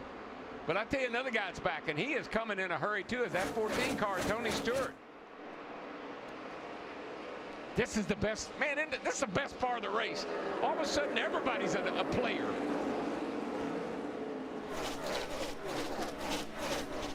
Single file now in front of a near sellout crowd in Darlington, South Carolina. Harvick to the inside of Newman as they battle for 9th place. And right behind them, Kurt Busch and Martin Truex on those fresh tires. Boy, Truex just put a move on Harvick. Kevin Harvick going down into turn 1 and made it stick. I don't think Harv liked that much. Well, Truex has no time to waste, Darrell. He's got to take advantage of those fresh tires and make up some of that 3.7 seconds to the leader. Harv says, I'm going to get that, boy. While that's going on, Jimmy Johnson in that 48. Reeling back in. Trouble, turn 4, 2 cars in the wall. It's McMurray and Allmendinger. No caution yet. Caution's out. Boy, McMurray's car, serious damage. So does Allmendinger as well. Lap 316. Darrell, you were right. Caution, screen, caution. Yeah, you can't race. Look, they haven't been racing this hard all night long. When you start racing this hard, here's what happens. Down underneath the guy, that back end steps out. I bet you comes around. See the one car get loose, gets into the 22 of McMurray. And this time 8 wheels don't corner better than 4. Yep, and into the wall they go. Boy, Ambrose in that 9 just barely gets by. He got clipped. They were both back on the lead lap fighting for 16th. Boy, the wall always wins. Man, as you race down into that third turn, A.J. Allmendinger really was asking for that, guys. He had Jamie pinched way down, had plenty of room above him. Jamie got loose and it wrecked them both. It's not necessarily A.J.'s fault, but he could have avoided it by just sliding up the hill and letting Jamie have just a little breathing room. In hindsight, that would have been a good thing to do. I don't know, bro. With about 50 laps to go, I ain't giving up nothing. Now, the drivers that these cautions are benefiting are those drivers that we saw saving fuel under the last caution.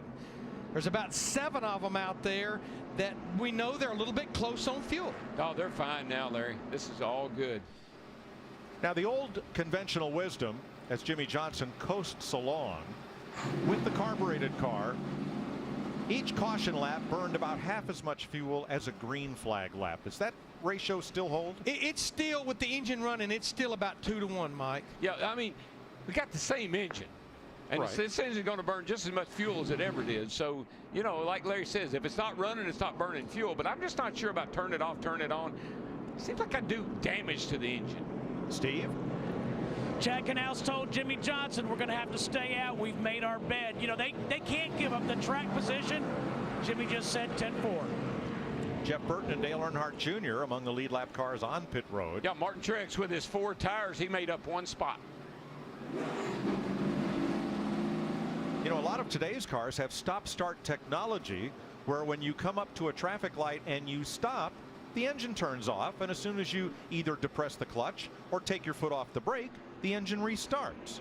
They don't have that in these cars. They sure are wearing out that switch on the dash, though. But if it'll work, same technology on a street car is the same technology on a race car. True. Yeah, there's a reason it does that. It's saving fuel. That's right. Now just don't do any jackrabbit restarts and you'll be okay. All right, Martin Truex audio. I'm tense. We were leading. Now they're going to make it. We're screwed. He's right. I don't blame him for being a little upset.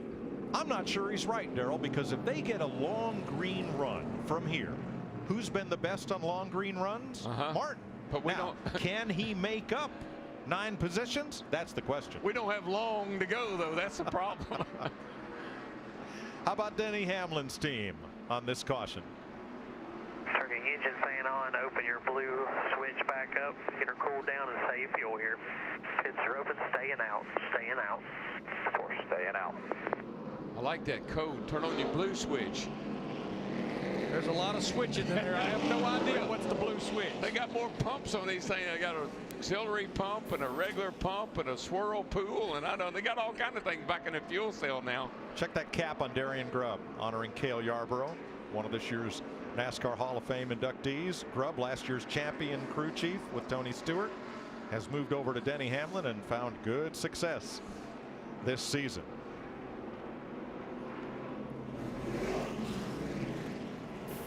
Let's have a look at our GoDaddy.com race summary. Kyle Busch, now the leader. First of 21 lead lap cars. One of 9 different leaders tonight. 22 lead changes.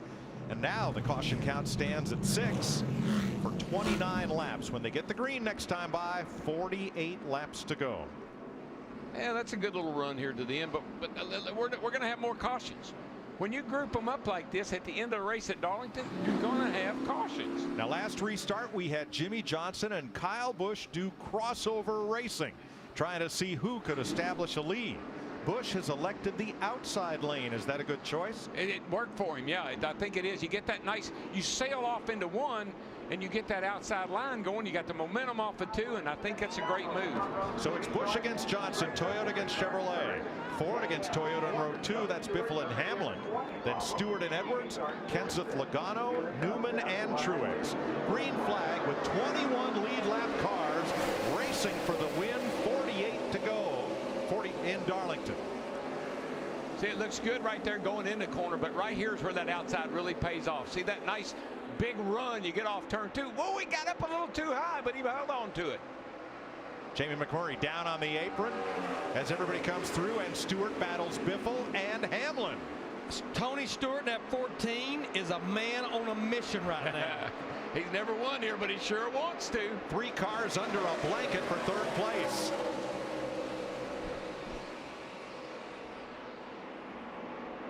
And they single file it out.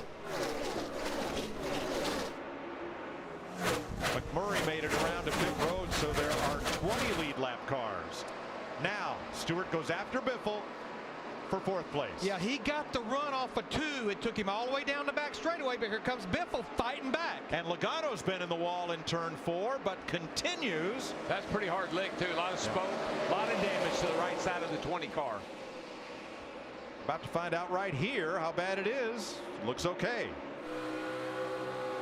He hit that wall hard. I don't know how it keeps going, but it is. Logano now 14th. Watch this thing. I mean, he bounces it off there good. There you can see the car just got loose with him, started walking up the racetrack. Yep, pretty hard hit. Tough break for Joey, but he continues. So you get up there in it, you can't get out of it. You get what dirt there is up there next to the wall, and you're tired, you can't get out of it. The lady just cradles you up there. Yep, so Logano's 14th, right in front of Clint Boyer. As for the lead, Jimmy Johnson comes right back to Kyle Busch, whose older brother Kurt Busch in the 51 battles Ryan Newman for 9th. There's O'Harv. He's sitting there in pretty good shape.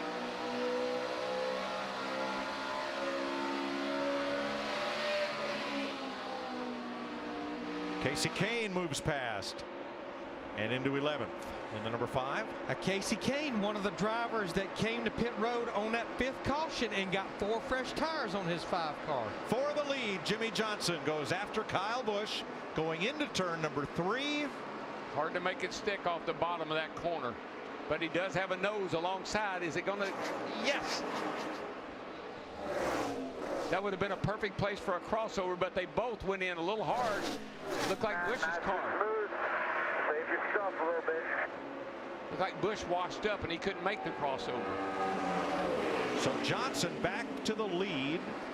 He has led 89 laps tonight. This will be number 90 more than any other driver. All he's got to worry about now, FUEL. Smoke from Joey Logano's car might have a tire rub from that bout with the wall in turn 4. Dale Jr. goes by, and Boyer. Yeah, Logano's got to be in trouble. I mean, that car rode the wall a long way. He's got to have some serious damage.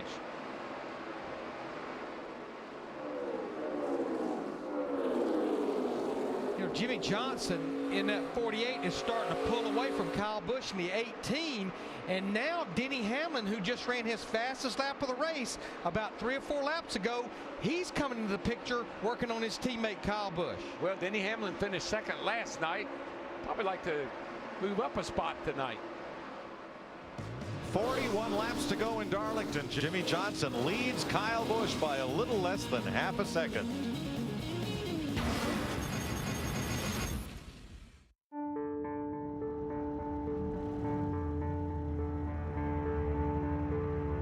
For those who dare to be great, who search for answers in uncommon places, for those who build dreams 1 RPM at a time, glory is just around the corner. Guts, glory, Ram. I was the 3rd tree to the left. I even had a line. Watch out for my ribs! But instead of downloading the video of my performance, you download an app. I know. You're close to your data limit and had to choose. So my play lost out to a MicroStrategy app. I don't even know what that is. Well, whatever it is, I hope you like it. Switch to Sprint, the only network with truly unlimited data. It's 5:30 a.m. We got a car, a couple cameras. Gonna go have some fun. I can get closer. Here's the true test. Chris, let's see what you got.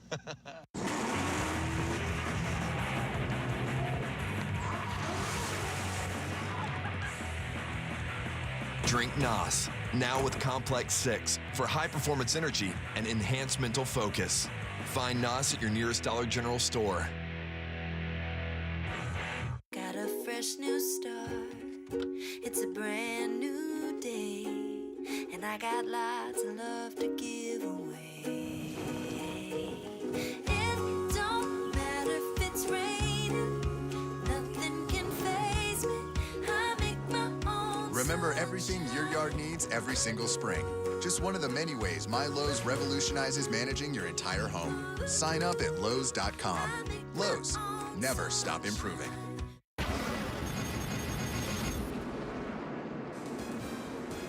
Reed Sorensen driving for Frank Stoddard, a spun coming off turn number 2. He was 30th, 4 laps down, and brings out the 7th caution of the night at lap 331. White car right side of your screen. He might have had some help there.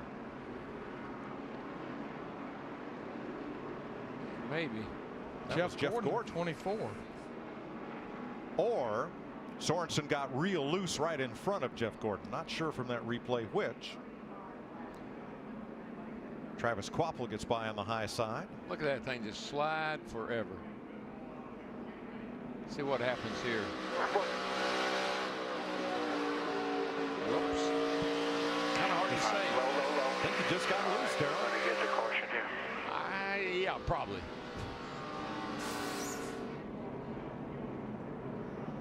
So the caution is out with 36 to go.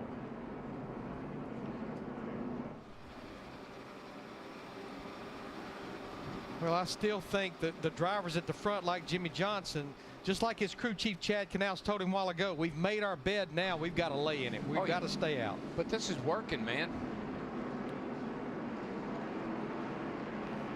Well, here's our 5-hour energy.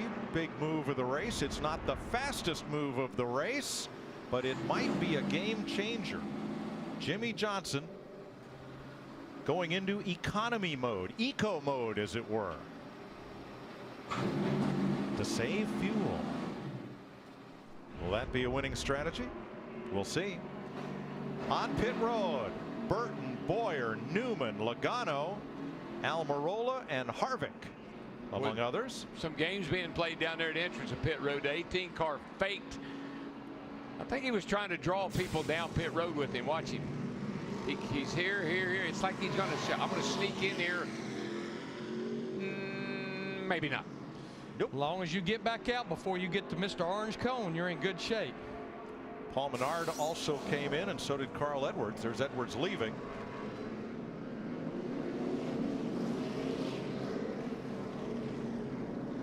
Four tires and Sunoco race fuel for everybody. 35 laps to go. We did not have our first caution flag in this race until lap 172. The next one was 20 laps later. The next one 40 laps after that. The next one 70 laps after that. And then, Darrell, an epidemic of caution flags. We've had 4 of them pretty much right in a row. Yeah, well, we know cautions breed cautions. And here particularly, the track is slick. The groove is up there next to the wall. Slip a little bit, somebody get under you, push you up a little bit, you're in the wall. It's tension, man. Right now, you're tight.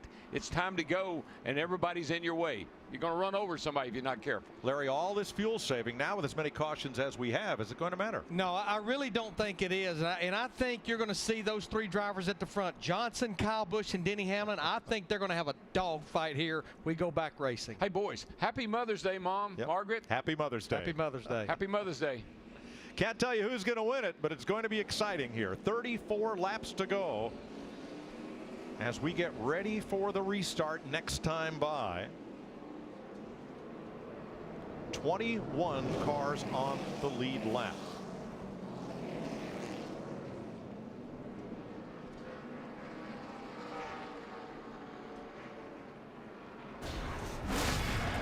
My mom's a great mom, very instrumental in making me the driver that I am and the person that I am. I can't imagine my mom doing anything better or different than what she did. Mom's always been there. She's always had a lot of fun coming to the races. Still comes to a lot of them today.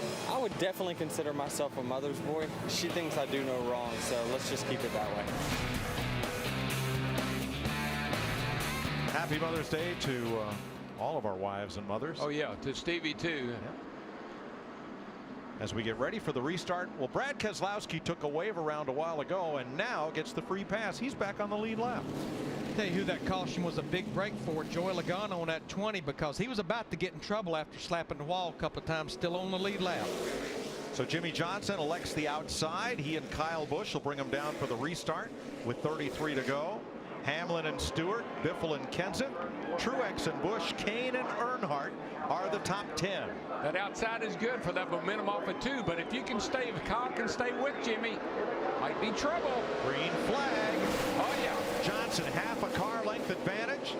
Kyle Busch draws even down into turn number 1 and they slide in there. Yep, can't hang it. Well, I didn't mention Tony Stewart in that 14. Look at the run he's going to get on the high side of Kyle Busch. He moves into second. I tell you what, Tony Stewart has come to life. Busch third, Hamlin fourth, Matt Kenseth in fifth ahead of Truex and Biffle. Just think, they had that 14 car in the pit a little while ago with the left side jacked up with clutch issues.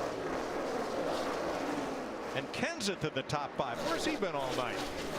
They really got off with Matt Kenseth's car, the 17, about midpoint of the race, but they've been chipping away. Here comes Greg Biffle, our post setter, working on Martin Truex Jr. in the 56. That's a battle right now for 6. Slip, slide, grip, and go. Boys, this is when you just let it all hang out. I can just tell you. You've saved up. It's no time to save anything. Now's the time to stand on the gas. With all these cautions, we've worked a way to where we have 21 drivers back on the lead lap. Carl Edwards in the 99, 13th, battling with Newman and Boyer.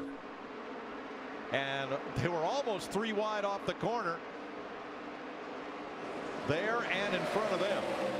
As Kurt Busch was battling Casey Kane really hard and Greg Biffle, and they were 3 wide for an instant up in 4. Right now, Jimmy Johnson's pulling away about 2/10 a lap on Tony Stewart. Stewart's got about 1/10 and a half on Kyle Busch. You know, a driver that has cracked the top 10 working on Kurt Busch to 51. How about Marcus Ambrose in that 9? He had all types of issues in the early part of the race. Did the wave around. There he is in the top 10. Told you, Larry, if you just hang around. Whoa, trouble. No, they made it. Trouble brewing, that was for sure. I'm telling you. I got to quit watching turn 1. Fans on their feet. And why not? 29 laps to go. How about those 3rd and 4th place Joe Gibbs cars, Matt? Dave Rogers, Mike, told Kyle Busch we are now on our window. We should be good to go on fuel. The problem is Kyle doesn't have the handle. The car has now gone to the loose side. Meanwhile, his teammate Denny Hamlin in his mirror, he told his crew chief Darian Grubb that something feels amiss with the steering or steering box. It just does not come back where it needs to when he's in the middle of the corner. 2 Chevrolets at the front of the field, Johnson and Stewart. You know, we've seen both these guys, Jimmy Johnson and Tony Stewart, run the really low line through 1, 3, and 4. Right now, Johnson's up next to the wall. Tony's looking at that bottom line, and it closed the gap a little bit. And Darrell, their last 3 laps, they have run identical lap times on the stopwatch. Yeah, 42, 42, 29, 42. Kyle right there with them at a 49, and his teammate at a 50. Well, the big difference between them, Tony Stewart's already been to victory lane a couple of times this season. Jimmy Johnson has not.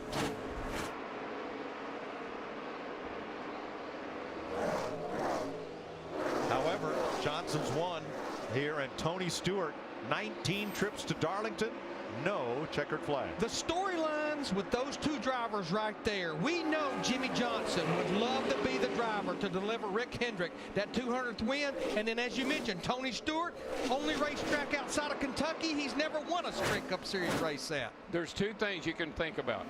Jimmy Johnson wants to win a race. Tony Stewart wants to win at Darlington.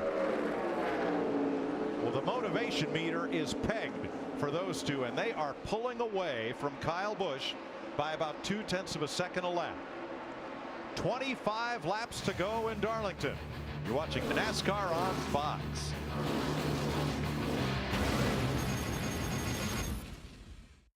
I'll take this. It's Mother's Day, the day to thank me for all the little things, like being the only one who knows how to turn on the dishwasher, not saying I love you in front of all your friends, and always finding everything for everyone. Happy Mother's Day, family. You love me. You really are the best. Can't argue with you. Now, join me while I eat cake and receive gifts. Celebrate Mom. Buy any KFC 10-piece meal or larger and get a free double chocolate chip cake.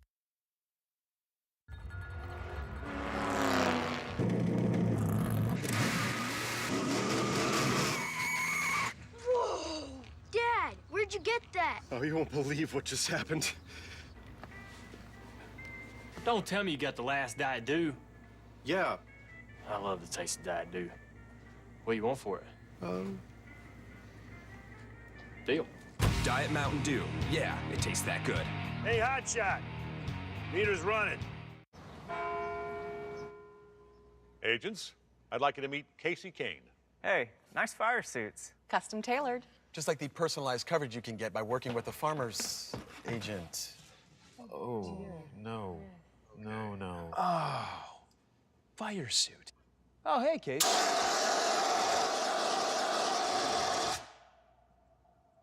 Are you done? We are insurance. We are farmers. Bum, ba, bum, bum, bum, bum. When you have cable and your picture freezes, you get irritable. When you get irritable, your work suffers. When your work suffers, the wrong man is convicted. When the wrong man is convicted, he has time to think. When he has time to think, he thinks about you a lot. And when he thinks about you a lot, your house explodes. Don't have your house explode. Get rid of cable and upgrade to DirecTV. Call 1-800-DirecTV.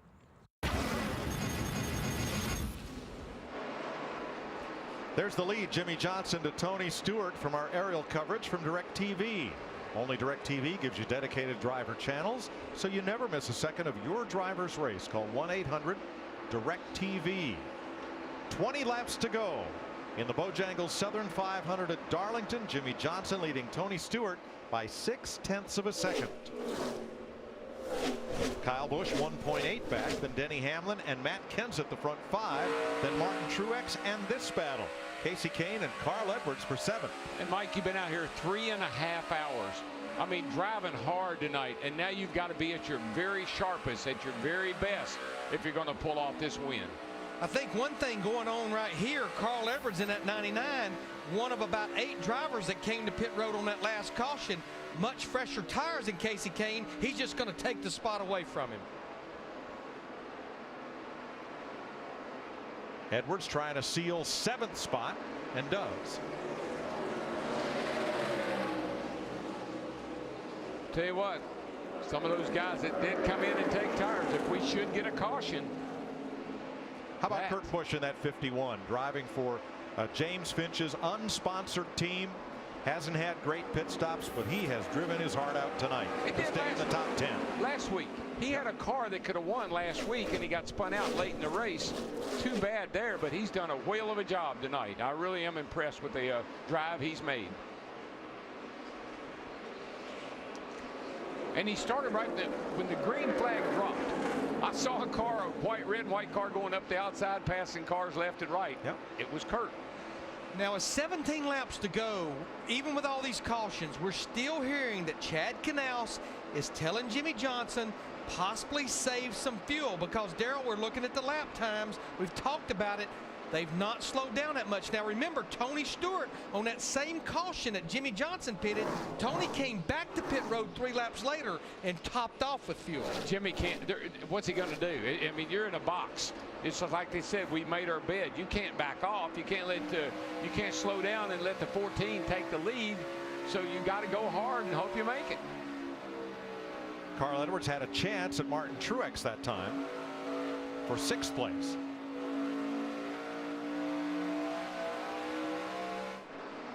Twelfth place, Clint Boyer, Ryan Newman, Dale Earnhardt Jr., Kevin Harvick.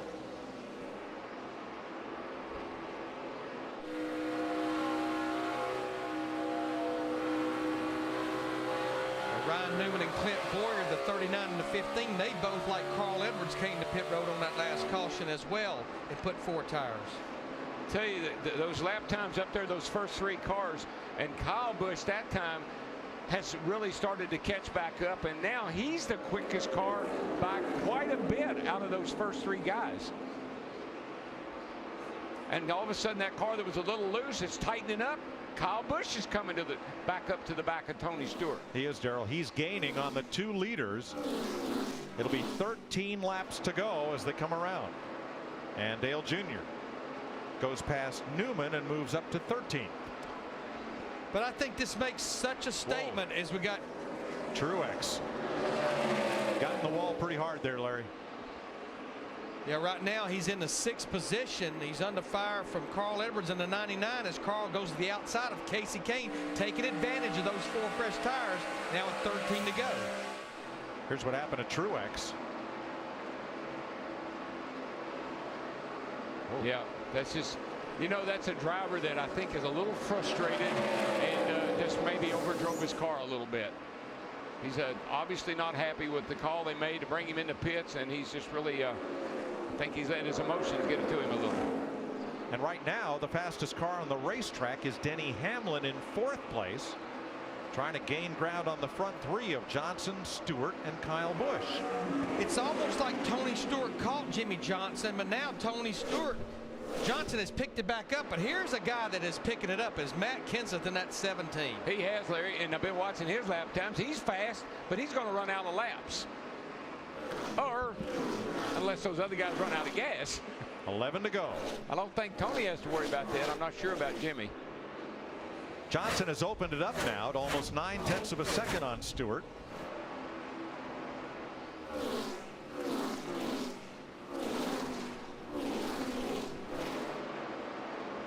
In 13 Sprint Cup races, Jimmy Johnson and Tony Stewart have had 1-2 finishes. Jimmy having the edge, and Kurt Busch has bounced off the wall pretty hard in turn 4. Didn't slow him down, though. These cars are just unbelievable how tough they are. You can see here he gets up there. He's pushing really, really hard. That's not that bad. If he doesn't do it again. And he did off turn 2. A little bit. Just a little. Yeah, he readjusted the rear spoiler. 9 laps to go. The lead stays 9/10 of a second. Kyle Busch now 1.4 back. Hamlin and Kenseth no longer gaining ground. It's a 3-horse race. No, there's some games being played now. There he is, but you just think about those 2 drivers that are running 1-2. That's the 2 drivers that represents our last 7 championships in Sprint Cup. The last driver to win a championship aside from those 2, Kurt Busch back in 2004. I'm not sure that Smoke didn't back up just a little wee bit here to maybe try to save a little fuel on his side too. He's slowed down a little bit the last several laps. And Kyle Busch gained 2/10, so he's now just 1.1 off the lead and getting pretty close on Tony Stewart here with 8 to go. Yeah, Kyle's car has really come alive. Kurt Busch in the wall again. Yeah, he's got the right side out. He's worn the right side out. All the way around that corner, and whoa, there he goes, and in the fence. Oh, no. He's wrecking. We stay green. He's got a right rear tire down. And he's around. Kurt Busch. No, and there goes Newman off the bumper of someone. And Ryan Newman in the wall. Bring out the caution flag with just 7 laps to go. Kind of thought that we may see another caution.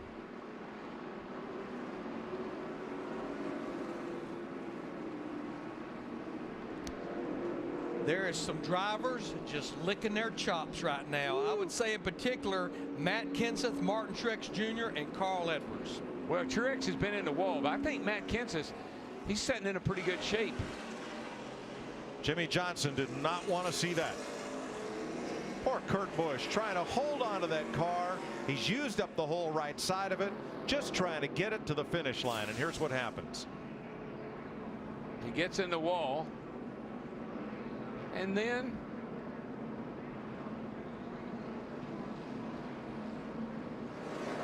okay, not so bad. This is the end where it gets him, though. I think he may, I don't know if he had a tire down or what, but right here the car goes crazy. Now it's in the wall and it just stays in it. And what a run he had tonight for roughly 350-something laps.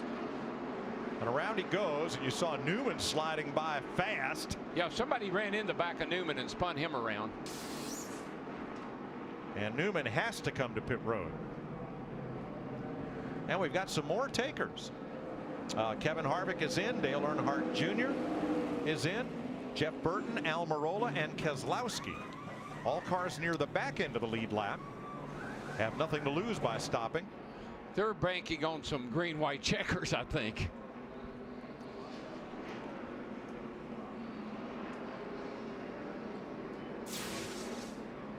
Now there's Newman right of your screen. I think that's Almirola behind him. Yeah, I know somebody got into him and turned him. Eric Almirola got in the back of Newman. You can see tires starting to blow out on that 39 car, and then he hits the inside wall hard. That's a big lick. Hurt Newman in the points. Sitting there in about, what was he, 13th with a win. But he's going to make it to the finish.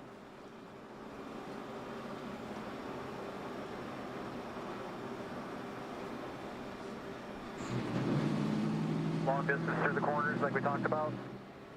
Yeah, I mean, you just get in soft so you pick up the throttle early. But that's about as good as I think I can do.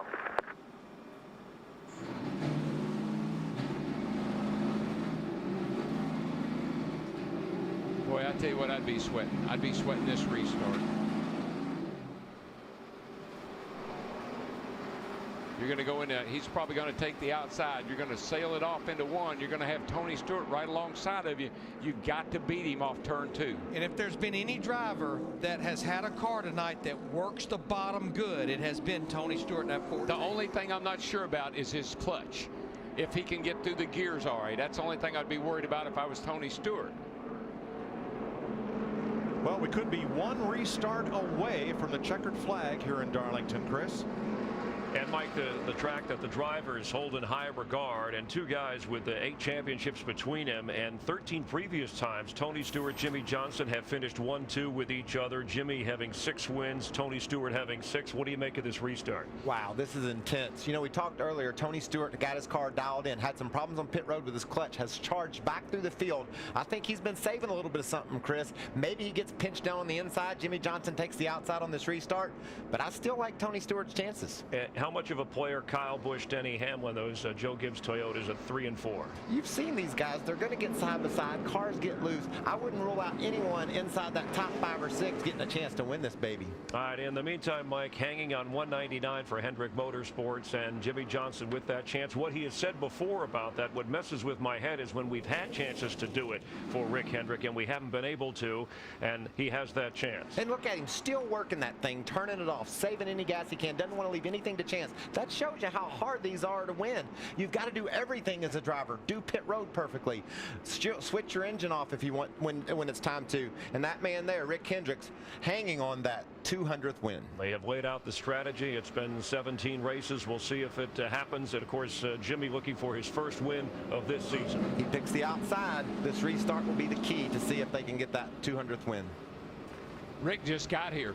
He just flew in earlier. He'd been had to go to a wedding, and he just got here after the races started. And this is, I don't want to bring it up, but it's kind of just almost like Martinsville, sitting there with the you got the thing won and a late caution. In the top 10, 3 Chevys, 3 Fords, 4 Toyotas. Johnson and Stewart on the front row. Kyle Busch and Denny Hamlin will restart from row 2.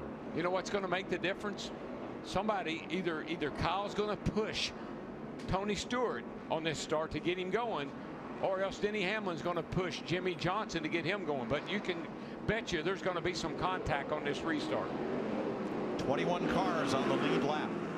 Kurt Busch brought out the caution. He was running 12th. Brian Newman was 16th. We're going to go one more lap under caution. Some debris on the front straightaway. I see a piece of metal debris just about 200 feet past the start finish line that's going to have to be picked up. And this just adds to the anticipation and the excitement of this restart. Well, as much as we've been watching Jimmy Johnson in that 48 car saving fuel, it's not what he wanted to see as a lap added. Well, it's really, I mean, it's a lap under caution versus one under green. So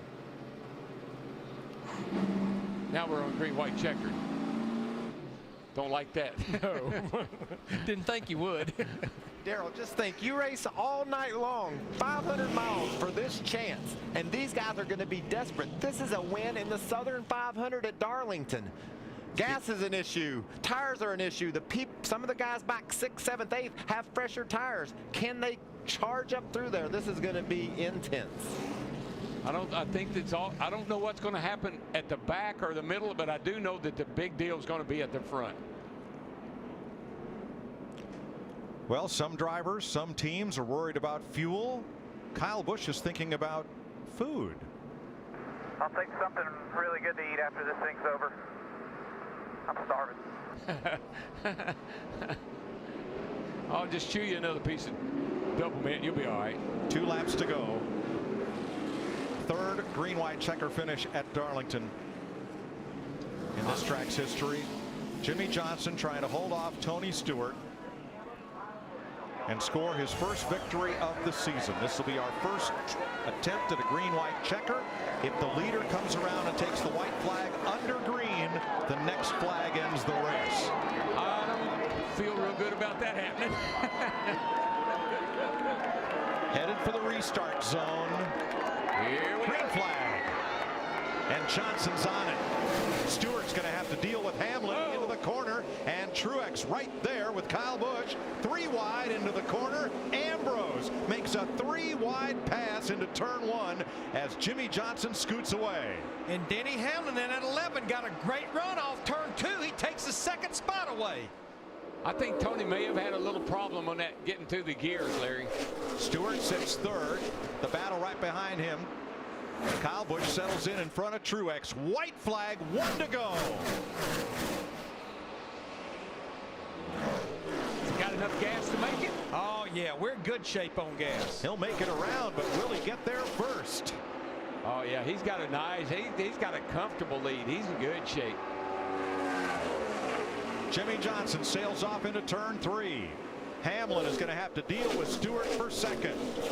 Hendrick Motorsports 200 Sprint Cup victory belongs to Jimmy Johnson in the Southern 500. There you go, Mr. Rick. Got you one. Nice cover, boys. 200. Nice. Denny Hamlin 2nd, Tony Stewart 3rd, Kyle Busch, Martin Truex the top 5. Great job by Jimmy Johnson. And Rick, I know what a relief that is, buddy. Now I can tell the story. For 16 races, 4 tractor trailers full of special souvenirs to celebrate this 200th victory have been traveling the country racetrack to racetrack unbeknownst to Rick Hendrick. Hendrick Motorsports employees have had to hide this from him for months so that tonight they could finally have this celebration. Jeff Hammond. Rick Hendrick, it's been a long time coming, boss, but hey, everybody's come up and give you congratulations, but it's finally happened, and it's happened here in Darlington. 200 wins. Man, you know, first of all, I just left a win with my best friend, Steve Limitani, my doctor. Congratulations to him. I want to thank all the drivers and all of the crew chiefs and you and Darrell and Jeff Bodine and everybody else. I can't believe we won 200 of these things. I can't believe it took this long after 199. And I want to remember all those folks we lost and everybody that helped this thing happen. And Brad Paisley's in his bus on the way here. We're going to have a big party.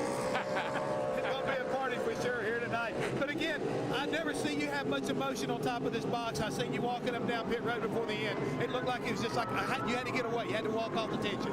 I had to get away. I mean, I just couldn't. I was just They said we were going to make it, but, you know, I don't believe them. You know, everything's happened backwards for us, but we've run so good this year and then had such bad luck. But I want to thank the fans for supporting us all these years, and I can't believe, you know, this is a big deal for all of our people.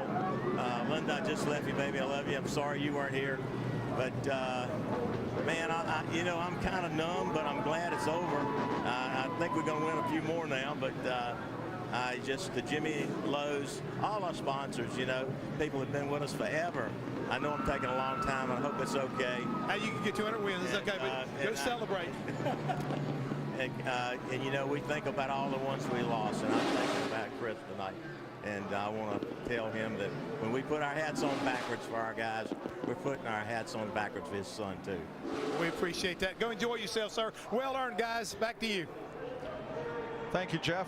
Rick Hendrick and the hundreds of employees of Hendrick Motorsports that have carefully planned this celebration for such a long time will finally get to enjoy it, and they'll get to do it at the granddaddy of all NASCAR races, the Southern 500. Jimmy Johnson wins by 0.8 of a second over Denny Hamlin.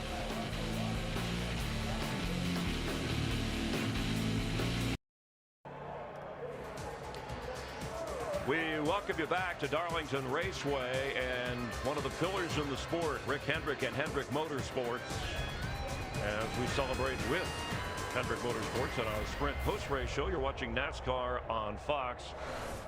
Five-time champ Jimmy Johnson gets Hendrick to 200, and Matt Yoakum is there for the celebration.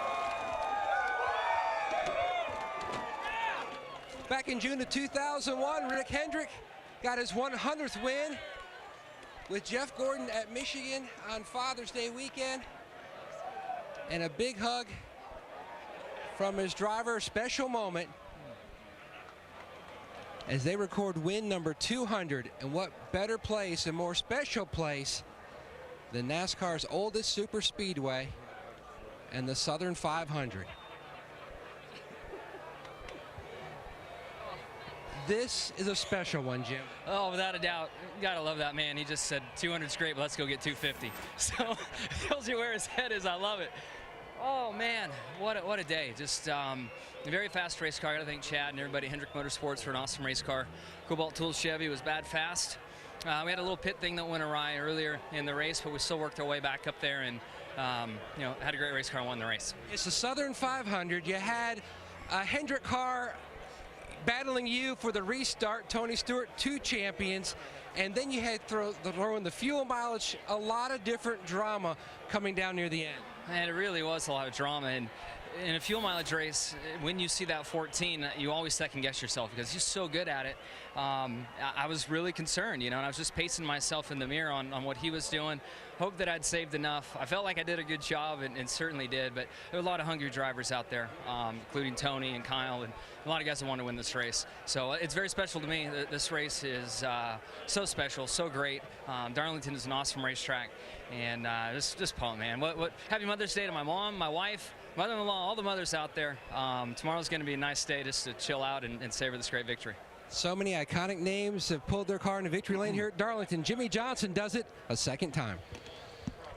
Chad Canals with obviously the call on the fuel, saving fuel, how much it helped. Tony Stewart on the radio saying that he had fuel problems in the restart on the front stretch having an effect. But for Rick Hendrick, he's done a lot of nice things for a lot of people that you don't hear about, and including a lot of us here at Fox Sports. And for Jimmy Johnson and Hendrick Motorsports, it was worth the wait. Here in Darlington, Jimmy to victory lane, and Rick Hendrick celebrating 200 wins in Cup.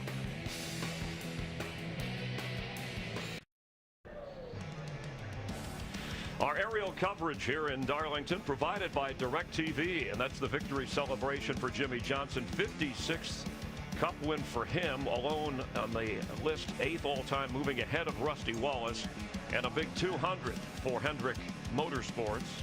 Tony Stewart, who never led in this race but had a chance late in the race to hunt down Jimmy Johnson, congratulating Jimmy and Team Hendrick. And our Steve Burns caught up with Tony Stewart.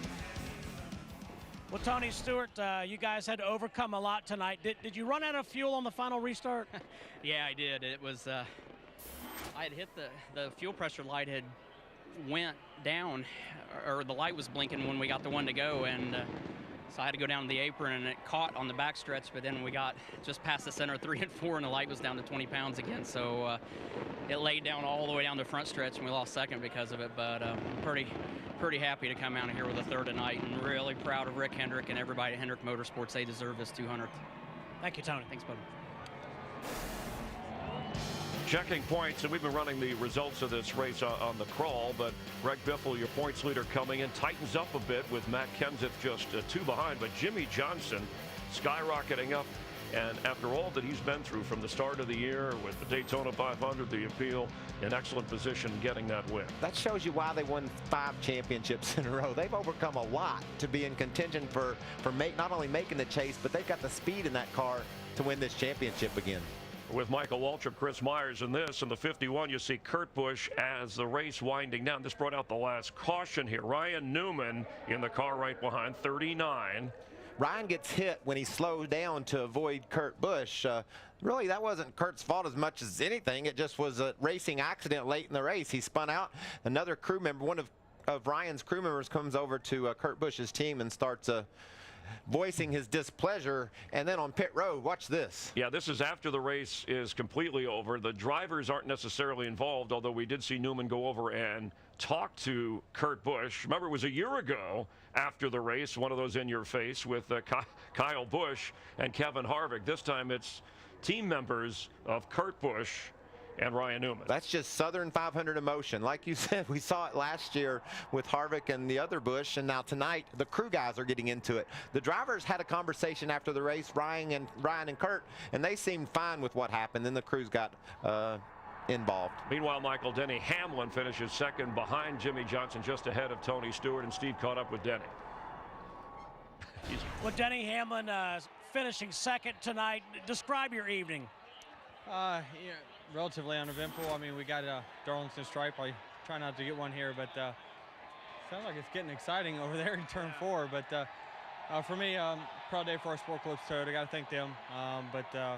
You know, second isn't bad, but just didn't have quite the car we needed to win today. Good finish. Thanks, thank you. Tonight on Fox, and we hope you enjoyed a funny race here because we didn't have a caution through the first 150 laps, so we had 7 or 8 over the last 200. Late local news and the Finder.